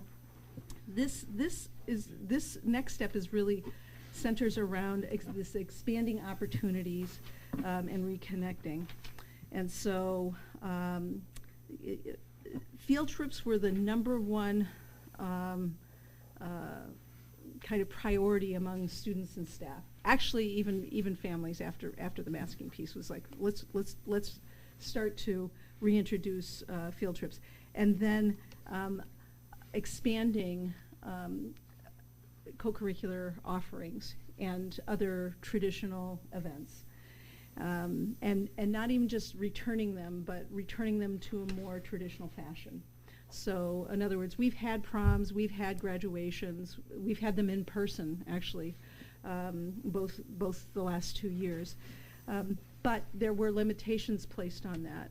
We had a prom last year, we had banquets last year, but no dates, you know? And so, you know, this would allow us, with these changes, if you approve them, to invite guests to the prom for the seniors. We've had limitations on family members, how many, or it has to be a household, you know. So if you had extended family, like grandparents that lived out of town, you know, we were kind of limiting access to some of our activities. So with this, if we're going to expand activities, then we want to expand in a way that helps people come together and feel a sense of joy and pride in the community. And so that's included in there. So for events, we want to expand some of the events that we're offering to be more traditional, and we want to invite the public to join us. So that's really what it's about. So the field trips, the traditional end-of-year activities like field day, we have, and I just want to be clear, we have been doing some of these things. It's just we haven't been doing them in the way that they had traditionally been done. So we did have field day last year.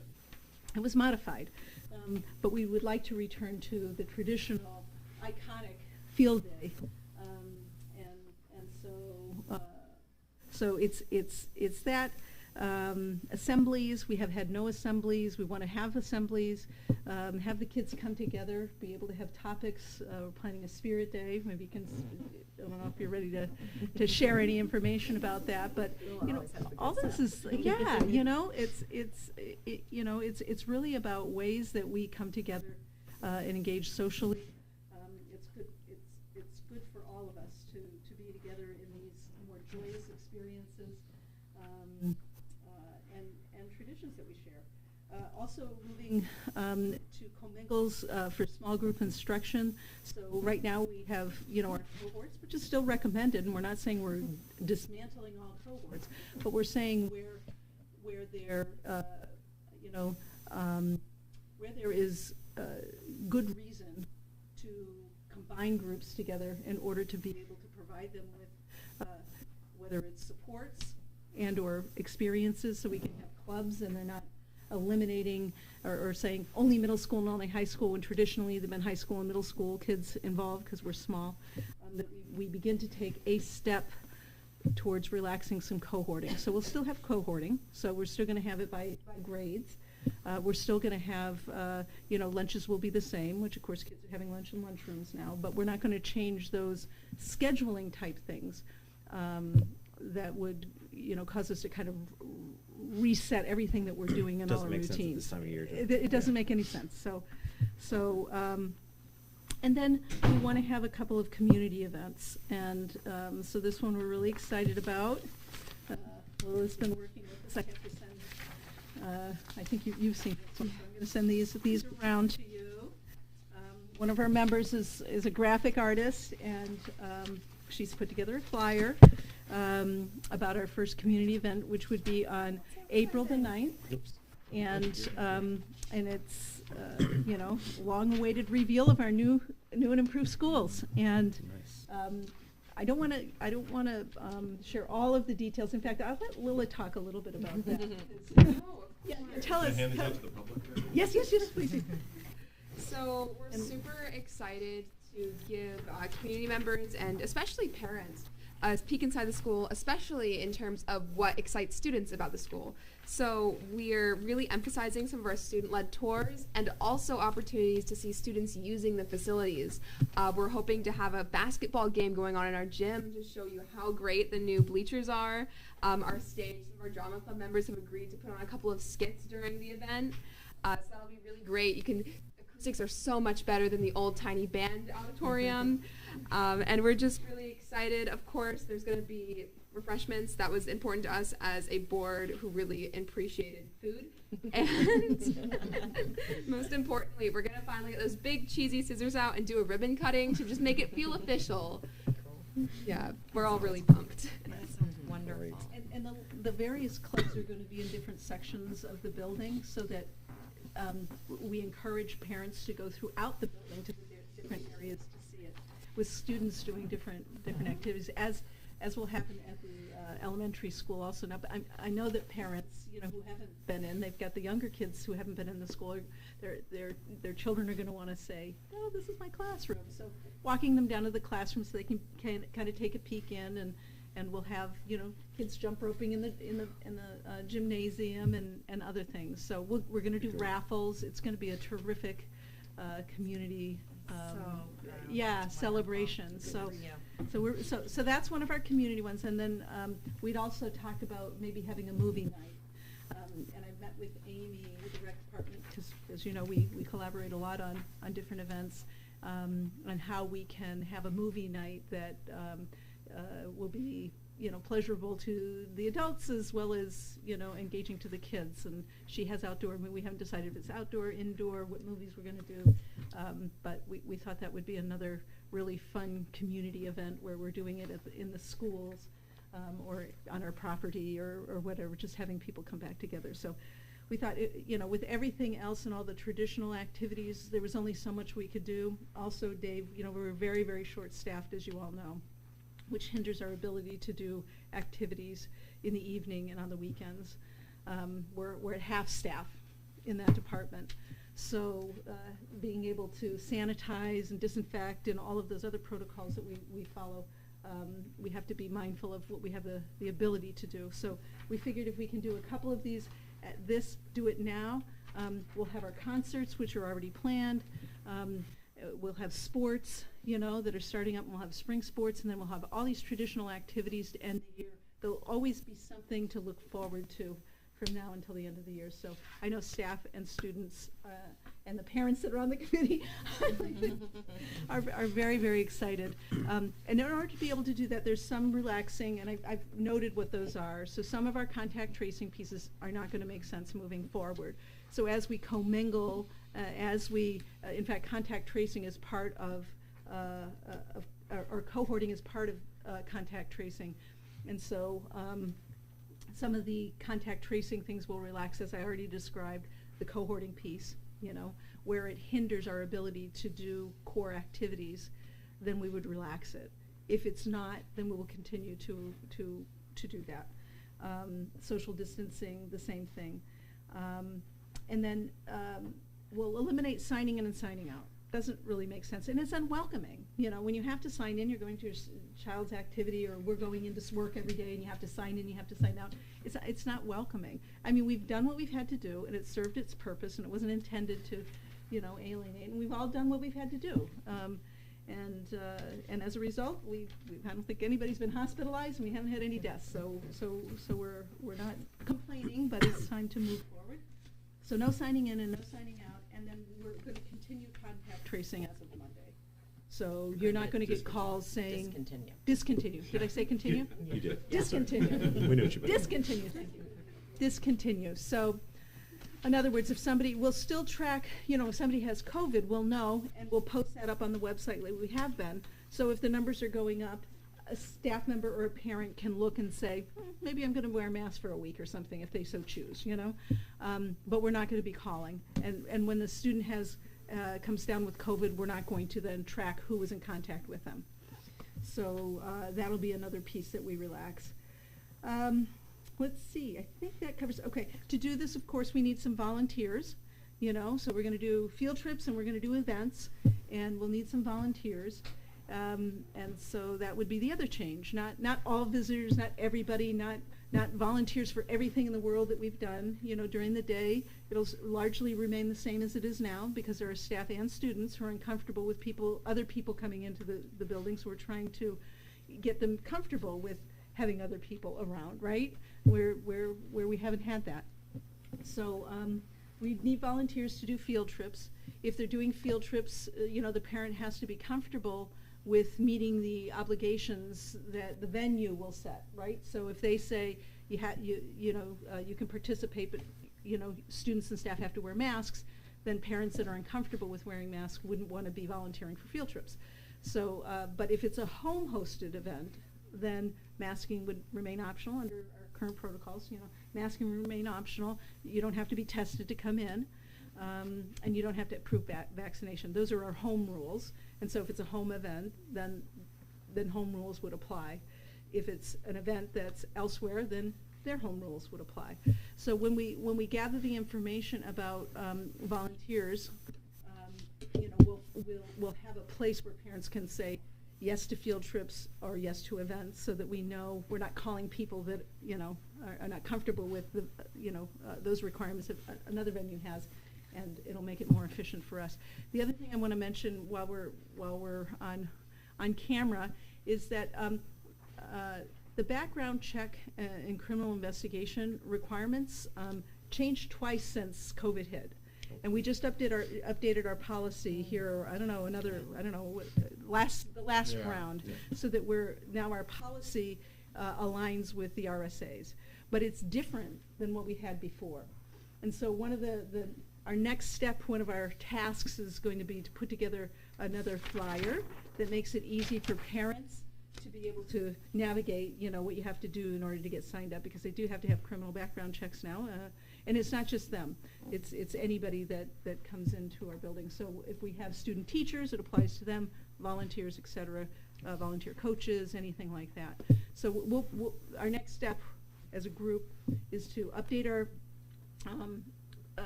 forms for volunteers and update our field trip form. Because again, we're going to want teachers, if they're going to go someplace, to be able to say what are the requirements, so that we can tell parents what the requirements are, so that they can make the choices for their kids. So I think, did I miss anything? I think that covered everything here. So just again, publicly, all other mitigation strategies would remain. So what does that mean? Again, as I said, we would still keep cohorting in general. We would still social distance where we're able and it's practical. There'll still be testing, so if a child is sick or a student or a staff member isn't feeling well, they can go down to the nurse's office, and if at their option, with parent permission, if they'd like to be COVID tested here on site, we will do that, so they don't have, if they have any COVID-like symptoms, they don't have to go elsewhere to do that. So we'll continue to provide that support and service. Cleaning and disinfecting protocols will remain in place. We'll keep our increased ventilation. As you know, it's 300% beyond the ASHRAE requirement. We'll continue to do that. Hand washing and respiratory etiquette will still be employed. Stay home when you're sick and get tested, and isolation and quarantine. So all of those protocols will continue for the time being. So, see if I just have one question. any question. Yeah. When you mentioned background checks, how is it going to be different compared to, I remember when I, as a volunteer in the schools, you fill out the form, the police station handles it in town. What is the difference? Yeah.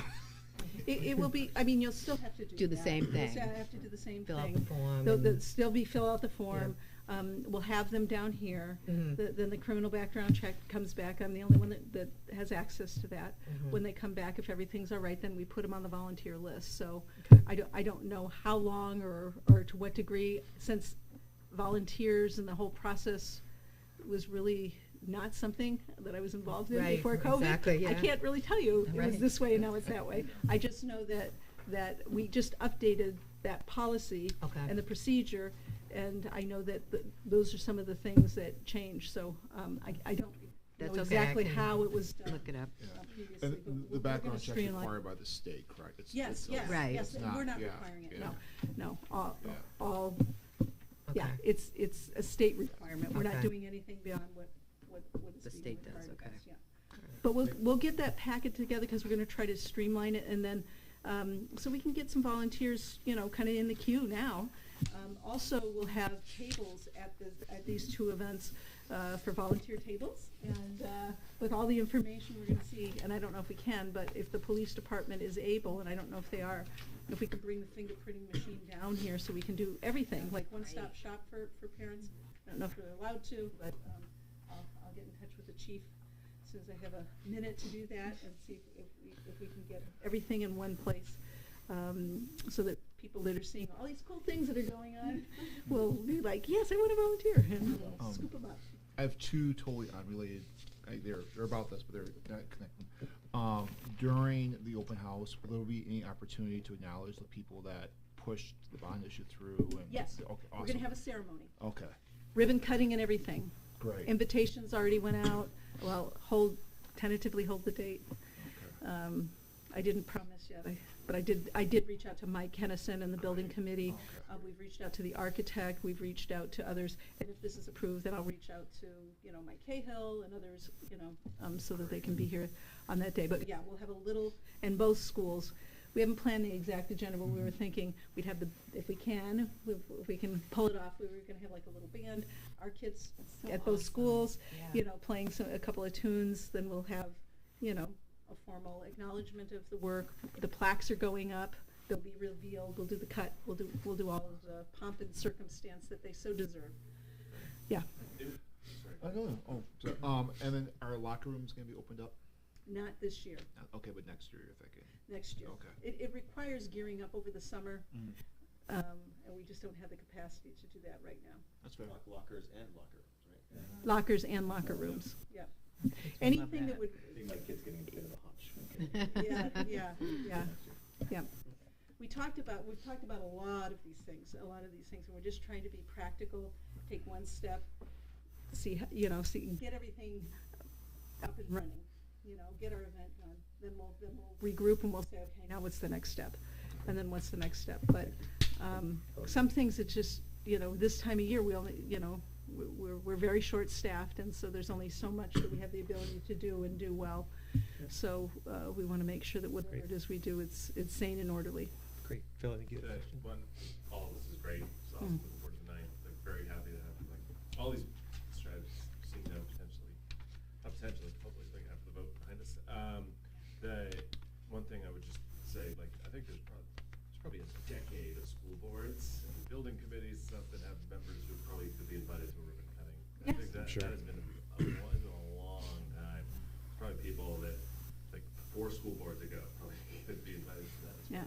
So, but we consider it a lot. I had 6 Yeah. 10 months ago. Yeah. Right. Well, that's why we wanted to have the flyer and have it ready, so that if you said that, we'd start pumping it out. I mean, I'll send it out in a newsletter. We talked about different ways we could distribute it all over the place, because we just want everybody to come together.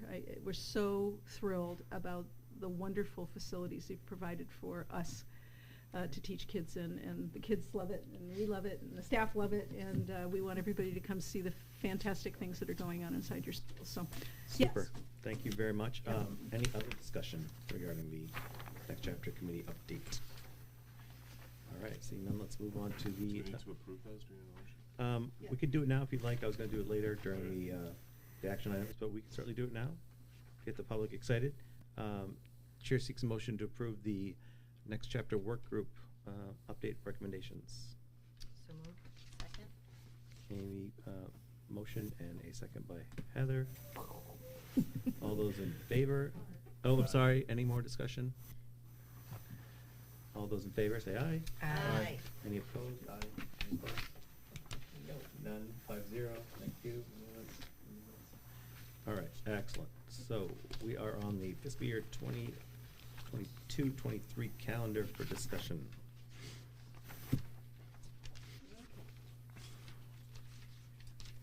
So as has been customary, this is a draft, and presented in one meeting, and you guys get to noodle it, and it's also an opportunity for the public to hear it for the first time. And if there's any feedback anybody has, or questions or whatever, they can certainly reach out and send them to me through Patty, so that we can take anything into consideration we may have missed. So if you want to turn to that, I'll just walk you through some of the highlights of it, if I can find it in my packet. There it is. There it is. Item 4. So I'm just going to walk through the main components of it. In July, we will have summer school, only in the month of July, and it'll be Tuesdays through Thursdays, starting on the 5th and running till the 28th. So I always like to highlight that on the calendar, just so parents, kind of have a heads up, and they can plan their vacations around that. We would have teacher orientation on the 22nd and the 23rd of August, staff returning on the 24th, and then students returning on the 29th of August. That aligns with SST. SST starts on the 29th. We would be starting at the same time they did. Sometimes it doesn't happen that way, but we were able to. First of all, we had their calendar, and it worked out that we were able to do that. So it's a short week. We always try with a soft start. Get kids in their routines. Get syllabus and books, and kids that are new to our school. More familiar. A little bit more relaxed start before we go great guns. And as has been the tradition, it's a 4-day weekend over Labor Day. So Friday and Monday would be off in September. And then we would have our first staff PD/CD day on the 26th, so that gets us into the routines. As I've always said, it takes a couple of weeks before you kind of get into a flow. And we would have our first all-day PD day on the 26th. Now, what you'll notice is all the green days on here are all-day staff days, and students are not in. We had 8 of those, 8 or 9 this year, but we were able to do the independent learning days. But now that we can't do independent learning days, we've had to go back to half days on some, so that we can get a flow and regularity with some of the work that we're doing around curriculum and instruction. So the 26th is an all-day of September, and then we have Columbus Day the 10th, and then October, at the end of October, we have another full day. Other than holiday breaks in November, we don't have any. It's a choppy month anyways, so getting in a rhythm with your pacing and all of that, with teaching, you want to have as many full weeks as you can. So there isn't anything in November because it's a short month anyways. Then we'll have 2 half-day early release days in December. One is on the 7th, and one is on the 23rd. It's been tradition that on the 23rd is a half-day for, kiddos go home early, for the holiday. And the 7th would be a half-day. Now, one of the things you'll notice is the half-days are on Wednesdays, and Wednesdays are early dismissal. This is new. And because we've lost some of those times, we've tried to make them up by adding what winds up being a longer day for staff every Wednesday, or our teachers. And some staff will be longer on Wednesdays, and we're going to release a little early. So what that means is that we'll wind up with an hour and a half with staff, an hour and 15 minutes, hour and a half with staff every single week, which is great. So you'll say, what are you going to do on those days? And so that's, like, we'll do things like regular looking at data reviews, PLCs. We'll have coordinator meetings, and then training. So there's mandatory training, and instead of taking precious time during, whole day block where you can get some real, deep work done on curriculum, that we take some of those and we break them up into chunks so that we're doing our mandatory trainings on a regular basis. And then once you get into the cycle, you can do that year in and year out. So you're not taking these, like I said, these big blocks of time when you can do some really deep work. And that makes it choppier. So those are the types of things that we would be doing on our Wednesdays. And because those are the longer day for our faculty, that's why you see the half days on Wednesdays. So it makes it, gives us even more time with faculty on those days. So that's really it. We have, I think it's during the school year, we'll have 4 full days, and really 4 half days, plus the 2, one at the end of the year and one in December. So that's what we're looking at. The recesses, both for February break and April break, do align with what the state recommendations for those weeks are, and it also aligns with what SST is doing for kids. So a lot of energy has gone into trying to map it out, and this is the best version all of us could. I'm sorry. Yeah, go ahead. The process that happens when you make this calendar, like who's involved? Is it you and Deb, or is it involving the union? Or? Both. So in teachers' contract contract, of course, it says that we will consult them. Usually what happens, I take the SSD calendar and I take the state calendar and then I kind of superimpose them first. That's my first step, because those are kind of locked in.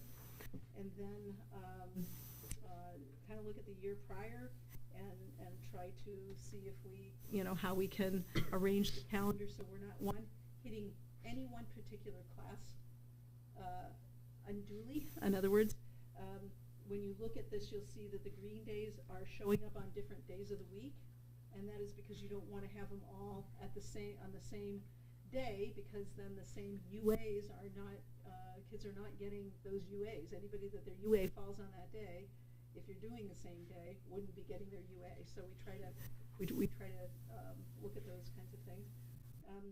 The teachers union presidents sit down with me and we go through it. And we have conversations about how about this and how about that, and what makes sense, so that we can get a good flow to this. With the paraprofessional union? Yep, well? Erica meets with them and they've seen that. They reviewed it Monday, I think it was, right? Monday. Yeah. Yeah. So how does that affect their work day then, the paras? If we're so let me just get this straight. So every Wednesday, they would be leaving 30 minutes early. Is that correct? Students. Students will be, right. So then how does that affect, it just seems strange to me because, that's going to change transportation, right? The buses. Not really. People We've picking talked up to their them. Children. That could be it. I have met with Link Together, and I've met with Amy, so they're aware of it. They didn't see any particular problem from their perspective in terms of their routines changing at all. When we sat down with the teachers to do the teacher contract, there was a wide variety of people that were really talking about things that were trying to drive education in our town. And one of the things that just kept coming up with the teachers union and with the administration was getting more time together, getting more teachers, the ability to get some of these curriculum work done. And, there was all sorts of different ideas that people had come up with. And this was something that the teachers union brought to the table and said, a lot of districts out there, other school districts are looking at modifying maybe an early start one morning. I know a district does that. Then there was, someone else brought up maybe we could do an early release once a week. And the principals sat down with the teachers unions and us and said, this is the block of time that we'd like with our staff. And how do we come up with that? And so, we kind of tossed all of these type things around, and it seemed to make the most sense from what the teachers union and the principals were asking was to do a 30-minute early release on one day versus a early or a late arrival in the morning. So those were all things that the principals and the people that were on the teaching contract negotiations were starting to talk about. And that's kind of what I understood. Around numbers, it's like 45 hours PD added to the year, which is fantastic. But it's also 15 hours of 16.5. Excuse me, 16.5. Thank you. You're right. 32 divided by 5 is 16.5. Yeah. Less hours for paraprofessionals, so I'm a little worried about how that. Right. Are they going to? Is their day going to stay the same? And then they'll. Erica's engaged in conversations with them about what. Yeah. So I'm not in a place where I can tell you exactly how all of that is going to work out. The first step was kind of getting the calendar together, and talking about what are the implications of this, and what does that mean, and what are our needs. I guess What kinds of options can we provide? And I mean, about one parents, thing too. we know is that we need more time. We're very behind in our work. Yeah. And the only way to do that is to get more time with teachers. So, I mean, what we were hoping to, if we could have afforded it, which we absolutely could not afford it, was to extend the teacher day by 15 minutes to a half an hour every day. We couldn't afford it. And so we had to come up with a solution that was both affordable to the community and would allow us to get the work done. So if we could have had anything, we would have been And I'm assuming expanding Erica things. and, the people that run the paraprofessional unions are having conversations. I can't imagine we couldn't figure something out. Well, I wouldn't want to make that assumption, because I would want to be told that was actually a conversation between them, and that they agreed to it as well, because it does affect their workday. Yeah. But when you say it's the best for the teachers and the principals, I'm all for that. I think I agree with Susan that they do need more time. It's been a crazy couple years, but I think we are not looking at the whole picture here. Like, you have to think about parents picking up their children, getting off the bus. I know, like, as a nurse, I worked shift work when I was working. So a half an hour to me in shift work is very valuable. It means getting my child off the bus in time or not. So I think we need a little more discussion about this. Make sure that, it's in line with the paras, if that discussion has started yet. I don't know. It did. Okay. So that's where I sit with that. I just And I almost wonder have if there's a some way to keep the concerns. kids, at least the younger kids, in the building for the regular transportation time, because, but yeah, you bring a great point, like for second Yeah. graders, getting to the school bus stop half an hour early. I know, like, that's a it's big chunk of huge issue. time. I mean, We Yeah. talked about that, but there's a supervision problem. Yeah. And so, Say more about that. the idea is that we would have time with teachers, so teachers are no longer available to supervise the kids. Yeah. And so the way dismissal works, it requires more than just the paraprofessionals can offer for Oh, hands it's to on do so. to wrangle kids onto the bus and all. Right, Yeah. so what are you gonna do? I mean, we have talked a lot about, right, I thought, wouldn't it be great if we could do enrichment, but we couldn't figure out a way to Right. do that. So, yeah, so Without extending the teacher day, when we were talking about the contracts, the district was looking to get this time with the teachers, and it was this was weeks and weeks and weeks of conversations about people bringing up ideas that would satisfy the need of the district and the teachers' needs, and how we match that with the parents' ability. And is that if we needed to, cut a half an hour once a week, where would we do that? Would it be, they went late Monday morning? Would it be they left a little early on Wednesday afternoon? Would it be Friday afternoon? Would they leave a half an hour early? Where could we get a half an hour of time, keep the teacher's contract, the cost? I mean, we all just saw the warrant article. We know how much that cost would be, and if you add on an additional 15 minutes or 30 minutes to the teacher's time on learning, that's a huge impact to the taxpayers. So that was a factor that came up. So we kind of, the people that were on the negotiating team from the teachers union, this was kind of what they came up with. And, we said, okay, let's think about it. Can we do something like that? And a lot of other districts are, kind of forward thinking and thinking out of the box. And could we as a small community find a way to think outside the box as well? Yeah, and it's not just the half an hour, it's the half an hour release plus 45 minutes longer of a day on that day. So the teachers work longer on that day, and the release gives you a large enough block that you can get something more meaningful done.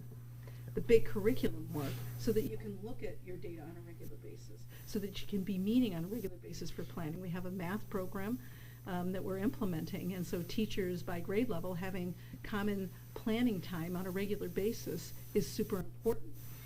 Then if you need to have instructional coaches come in and other things that we're doing to help them, then you have a set amount of time. You can schedule that in. So it's not just it's the half an hour, it's a half an hour plus 45 minutes. So teachers work 45 minutes longer on those days. And we release kids a half an hour so that we can get an hour and 15 minutes. So The real time, like just, the elementary school will start at We don't have the concrete dates yet. Okay. We said that by June 1, we will have all of the new schedules with the dates, because a lot of things will need to change from what they are today. We were able to do all kinds of modifications to schedules because of dismissal processes and arrival processes, Yeah, that what would we that have to 30 minutes evaluate look like? what makes, what makes sense. So it would just be half an hour different on Wednesdays. So that was the agreement. That's Can I ask a what we- process question? Of course.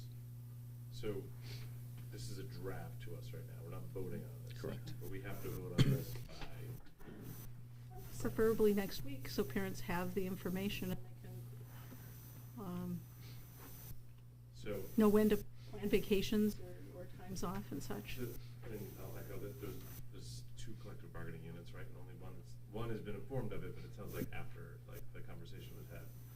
That, I'm concerned also about parents' schedule, especially of little kids, Mhm. and how, like, all of a sudden, 1 day a week, like, some parents physically will not be able to come home Mhm.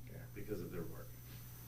Like, and how does that meet out, right? Like, so that's more where my concern lies about the early release. Mhm. Very interested in how other districts' parents have handled that.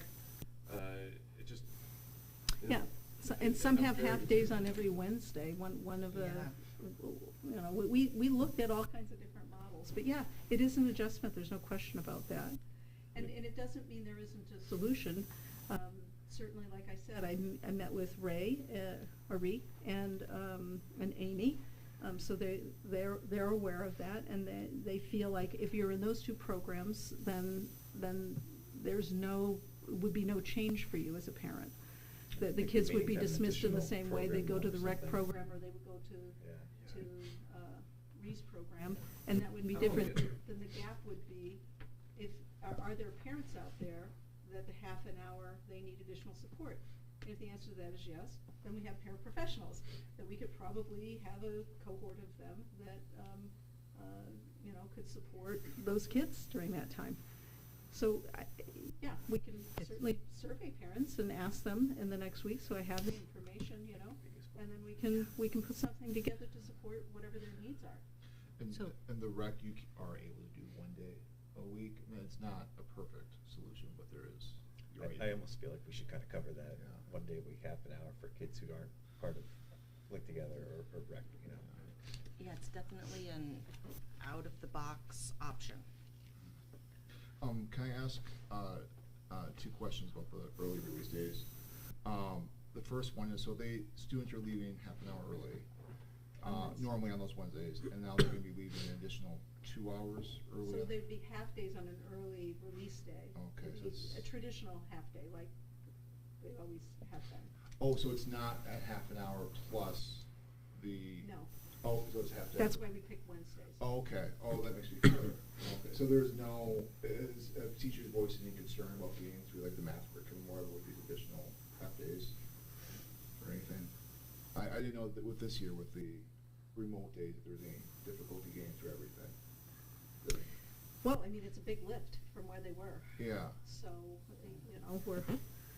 there's a lot of learning happening, Okay. both kids and staff, and having the time to do that is what's essential to make sure that it's implemented with fidelity over time. Okay. So we feel that, I mean, ideally, again, if we could have had anything in the world, we would have had an extra half an hour a day for teachers, if we could have had anything. But we can't afford that. And so then it's a matter of, balancing what's affordable and what's, I guess, practical, what will enable us to at least get, some core pieces in place here that have not been in place in this school district for a long time. So- Can I expand that question real quick? I'm So- sorry. My other question, this is just, I know that the union was involved in creating this calendar. I don't know if there's a high school representative. In case there isn't, I will tell you that, that April 19th date, that as an AP teacher, I'm trying to rush through because after spring break, they immediately start taking the AP exams. So I don't know if that will cause any issues with it when it comes to. Nothing's been brought to my attention. Okay. I'm not saying it's, you know, we can look at it again and Yeah. maybe switch a couple of days, day around or something, but, Like I said, I just said it 'cause I we're didn't trying know to if get there into was a bit of a rhythm, you know, with what we're doing, so you can see that they're paced. The days off are paced, based on, you know, when we would have additional professional development, when we're trying to, work on unit work and things like that. So there really is a bit of a rhythm to the design of this, but it's not in cement, and if you know, want us to take a look at the 19th and Like, maybe shift it to the 12th or something? It Ow. could also just be me. I think that's really a fair question to ask the high school teachers that Yeah, teach I- AP exams. Yeah, but I just know I'm that happy that- to. Yeah. I mean, there's no huge reason to the 19th over the 12th, other than we come back from the February vacation, which is now in March, and we wanted a few full weeks of rhythm before we had a day off. So we were looking at it from that perspective. How do we get, Yeah, it almost seems like tactically in the end of March, where you already have one day off or something, that makes sense. But did you have another question? Or? So, again, it's more process again. So, we're gonna vote on this next week. Like 2 At weeks. the earliest, Two well, weeks. yeah, at the earliest be the same. At the earliest, it would be 2 weeks from now. Okay. So, So like, is there any sort of like guidance to like the group working on this that the board is giving collectively to like, hey, look at this and this? Or like, are we just Well, gonna say the it's- same thing? I think So I I think we've asked survey to parents. find out about Right. parents. Yep. How many parents might have a hardship with it. Yep. Also to make sure that there's no hardships with both unions being caused by it. Yep. Check on whether the 19th may not be the best date. Is there any other items we want to? So I would say, if I'm looking at, there will be a surge potentially in young kids who do not have like an adult to supervise them without causing a hardship to their parent. That won't happen. Do we know that? Yeah, I do. How? Because if there is a need for parents, I have paraprofessionals that are looking for additional things to do when the teachers are being So released. that's a great point. Does their collective bargaining agreement allow them to do that work? Or is It would that be work the same outside type their of work, CBA? it would be the same type of work that they're currently within the realm of what their job descriptions are. We wouldn't be asking them to do something different.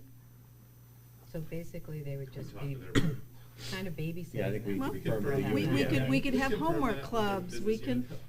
We could just, I would ask, I'm just asking, and the board is the board, that we Yeah, confirm I that with agree. their.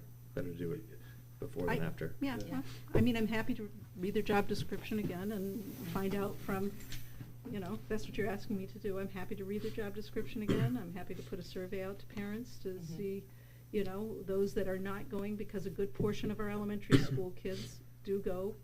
And the- I think 60 or more go over to Amy's program, and I think 40 or so are in Ree's program, and then you have the gap of the others, and some parents, it won't be, you know, an issue, and I other would parents, just- maybe it I mean, will. you may We'll want to find also out. ask if they're going to be able to, if it is a hardship, are they going to be able to pick their child up at the school after, right? Because there may be. Or bus stop. Yeah, I mean, Well, how would we get them what to the options are. Bus stop? Well, if we're dismissing a half an hour Oh, well, yeah, but early, I'm saying if there's a whether hardship they- with them being there half an hour early at the bus stop. Right, that's what- They would have to come to the school to get their child, right? Because we'd keep them Well, for it's that a extra half an hour wherever their child is normally brought, Because they're gonna right? get a half an hour earlier to the bus stop. Yeah, so what I'm saying is those kids Right. probably. Do you have a hardship here or a hardship there? Does it provide you with any kind of an? Yeah, I guess my point is that if it's a hardship with them to get to the bus stop, they would have to come to the school a half an hour later because we take care of their Right. kid for them. Do they have any difficulty getting to the school? Would be my only concern. Mhm. People without transportation. Well, maybe you and I can sit down and make sure that I'm That's my wording only whatever thought, the yeah. survey is, right? Since you're the chair, maybe you and I can work on that. Whose idea was this? Does the February break match up with the area schools? SST, yes. Okay. I awesome. don't, not all, my understanding is that not all people are following the recommendation from the state. Not all schools in the state follow the recommendation Okay. from the state, but ours aligns with SST Okay, is it fair? and to the s- states. Is calendar. it fair to say that the employees we have that live in like Exeter and Oyster River match up with those schools, do you know? Oyster River's on a different calendar. They have a different SST. They don't go to our SST. They go to Dover? They go to Dover. So Okay. they were different this year because of that. Because the Dover didn't follow the That was calendar. my question about the professional days, the green days too. Like, if you're a parent that like lives in town, but you work at a different school district, and all of a sudden you're, like, do we talk to other school districts at all just to get a general idea? Or do they feel like, is there some communication among superintendents or whatever around, here's what our There calendar isn't. looks like? There And isn't. teachers- Because everybody's contracts, go ahead. Oh, I'm sorry. Yeah, yeah, yeah. Teachers still have to work on those teacher work days. I'm not Oh, allowed yeah, to bring that's my true, child yeah. in. I'm sorry, I didn't mean to interrupt you. No, but Yeah. like, if you're, like, okay. I get it. So you, Yeah. yeah, your child might be home, but you're gonna have to work Right, anyway. he has to work Either- anyway. Yeah, Yeah. yeah, so. It is a hardship, but. And not a everybody's ton of people. contract's different. Some school districts have a half a day every Wednesday off. And families in that town, that's what that school district does. So every Wednesday is a half day. And, others have whole days here.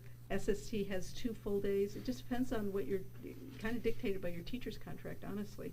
How many work days they have, the hours that they work in the day, all that's dictated by their collective bargaining agreements, which are not the same. And I have the same concerns too about the early dismissal and the calendar were brought up with like parent concerns, and I have 2 young children and all that. I will tell you also though, like moving to the teacher perspective, that time together is really important, especially as you start creating new curriculum.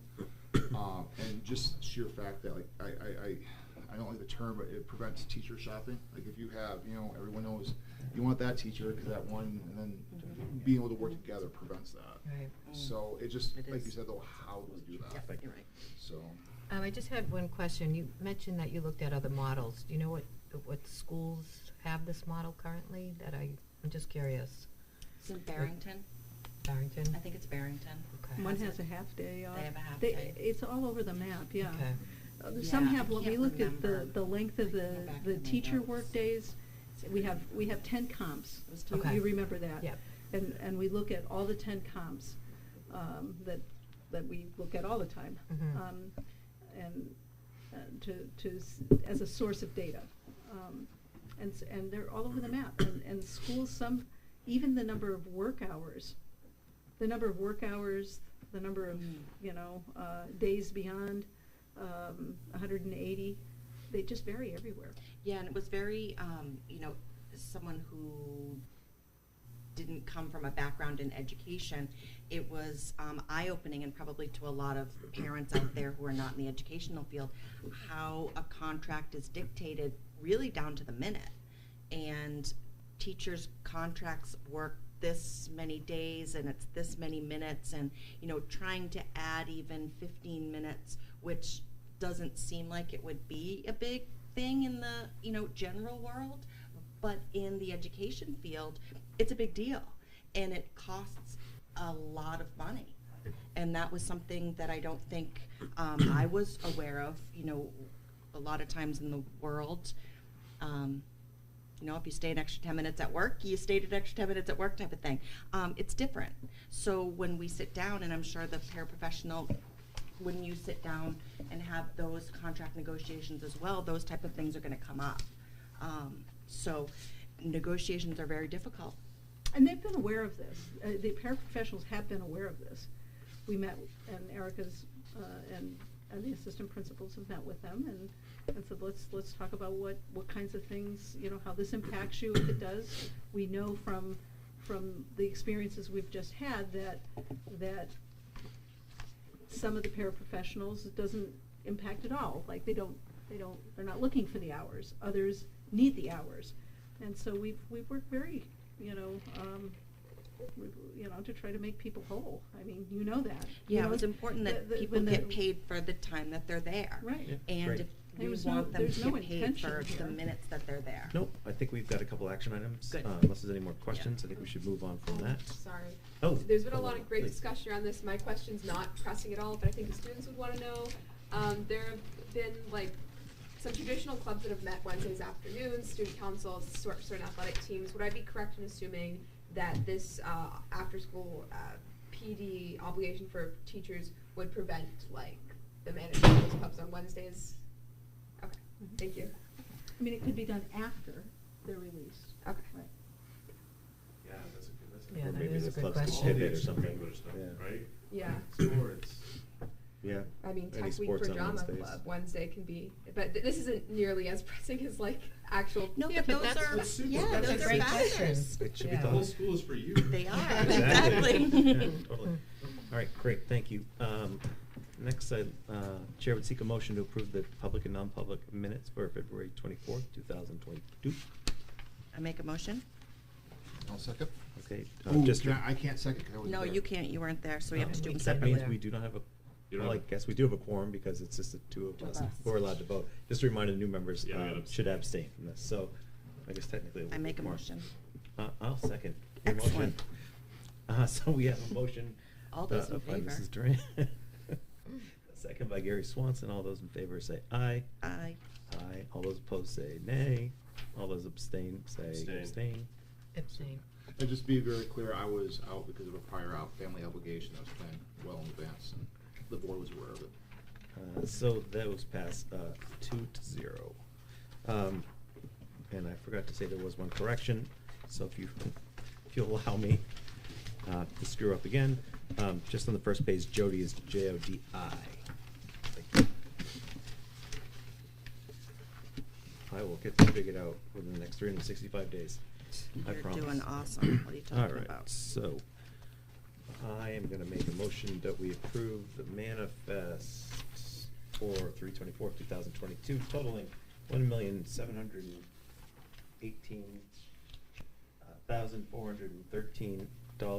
$1,718,413.56. I second. So we have a motion by Gary, second by Heather. All those in favor? Aye. Aye. Any opposed? Motion passes. Amy, if you can sign that. Mhm. Thank you. Did we do the? No, we You have to approved the approve non-public? 7. We did them together. Alright. Did we not do the? We didn't, The work no. group, the charter work group we did, right? Yeah, we just gotta do the, Thank you. change it to no remote. Yep, so as Dr. Gibbons mentioned earlier, we could not have independent learning days for the 28th of March and the 27th of May. Chair seeks a motion to approve moving those 2 days to staff PD days with no remote learning and the students. So moved. So moved. Second. All right, we had a motion by Amy, second by Phil. All those in favor? Aye. Aye. Aye. For you. 0. All right. We'll see you on Wednesday. Thank you, Lila. Thank you, Lola. Thank you, Lila. You You too. too. Should we move item number 9 up, Dr. Gibbons? Oh, sure, you can, I didn't, Yeah. I was kind of If grouping the all those pieces. board will, together. yep, if the board will allow it, I'd like to move item number 9 up prior to the non-public discussion. So basically, item number 9 is to give the superintendent the authorization to go into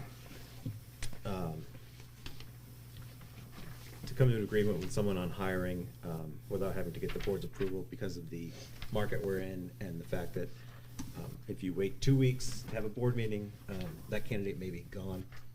We've waived it the last couple of years. Dr. Gibbons, like to add anything to that? Mhm.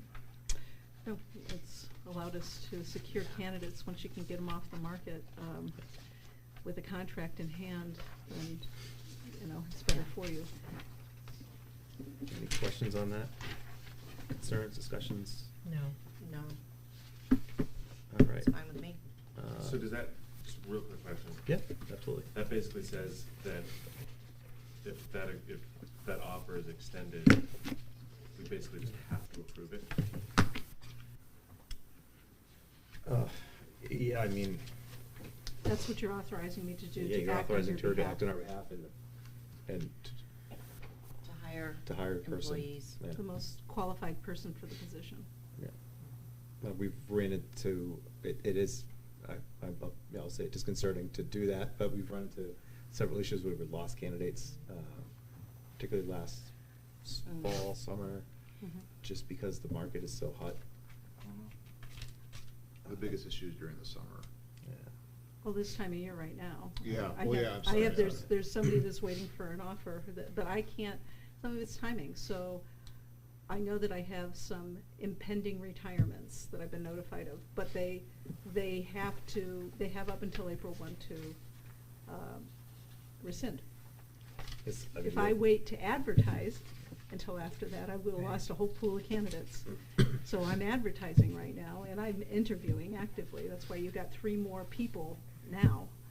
It just so happened to line up with this. I mean, the other way is that I can, you know, you can call a meeting every single time I have somebody to hire, but that sounds pretty unpractical.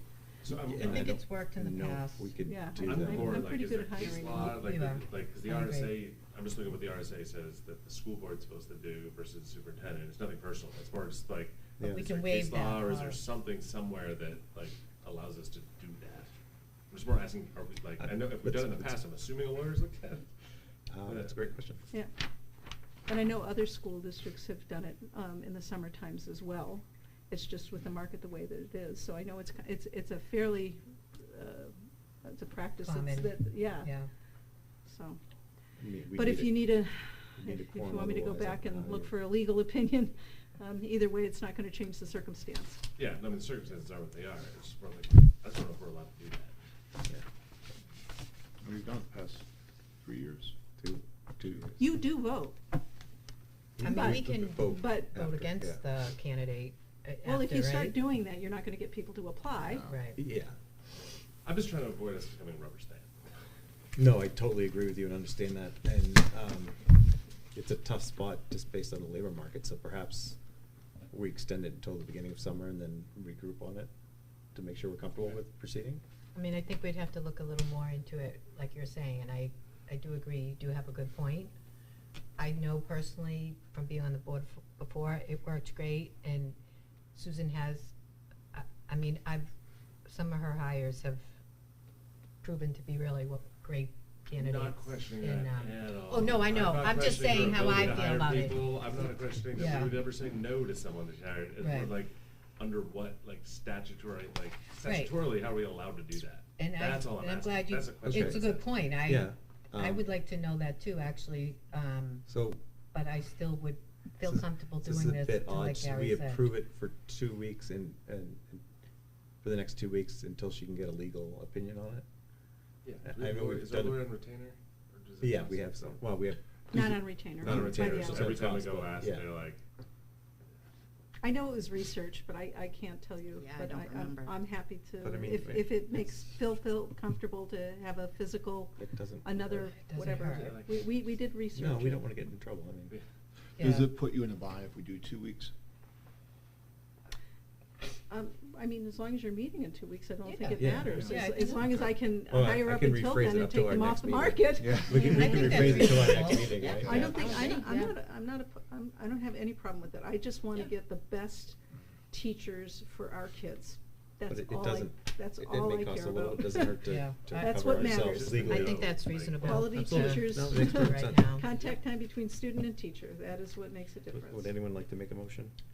I'll make a motion to, how am I gonna say this? Authorize the superintendent to enter into contracts with qualified staff on behalf of the school board for the next 2 weeks.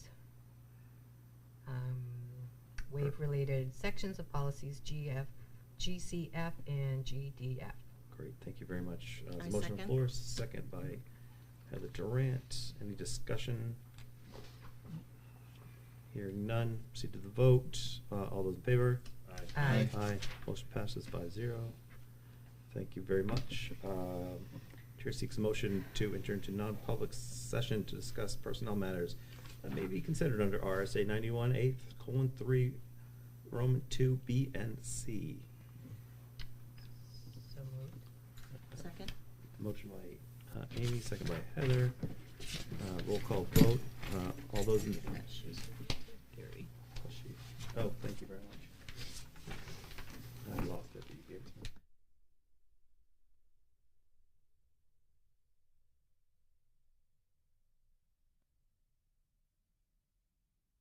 call vote for this. We're both on it. Bill Lazaro. Aye. Aye. Andrew Hemaker. Aye. Gary Swanson, aye. Heather Durant. Aye.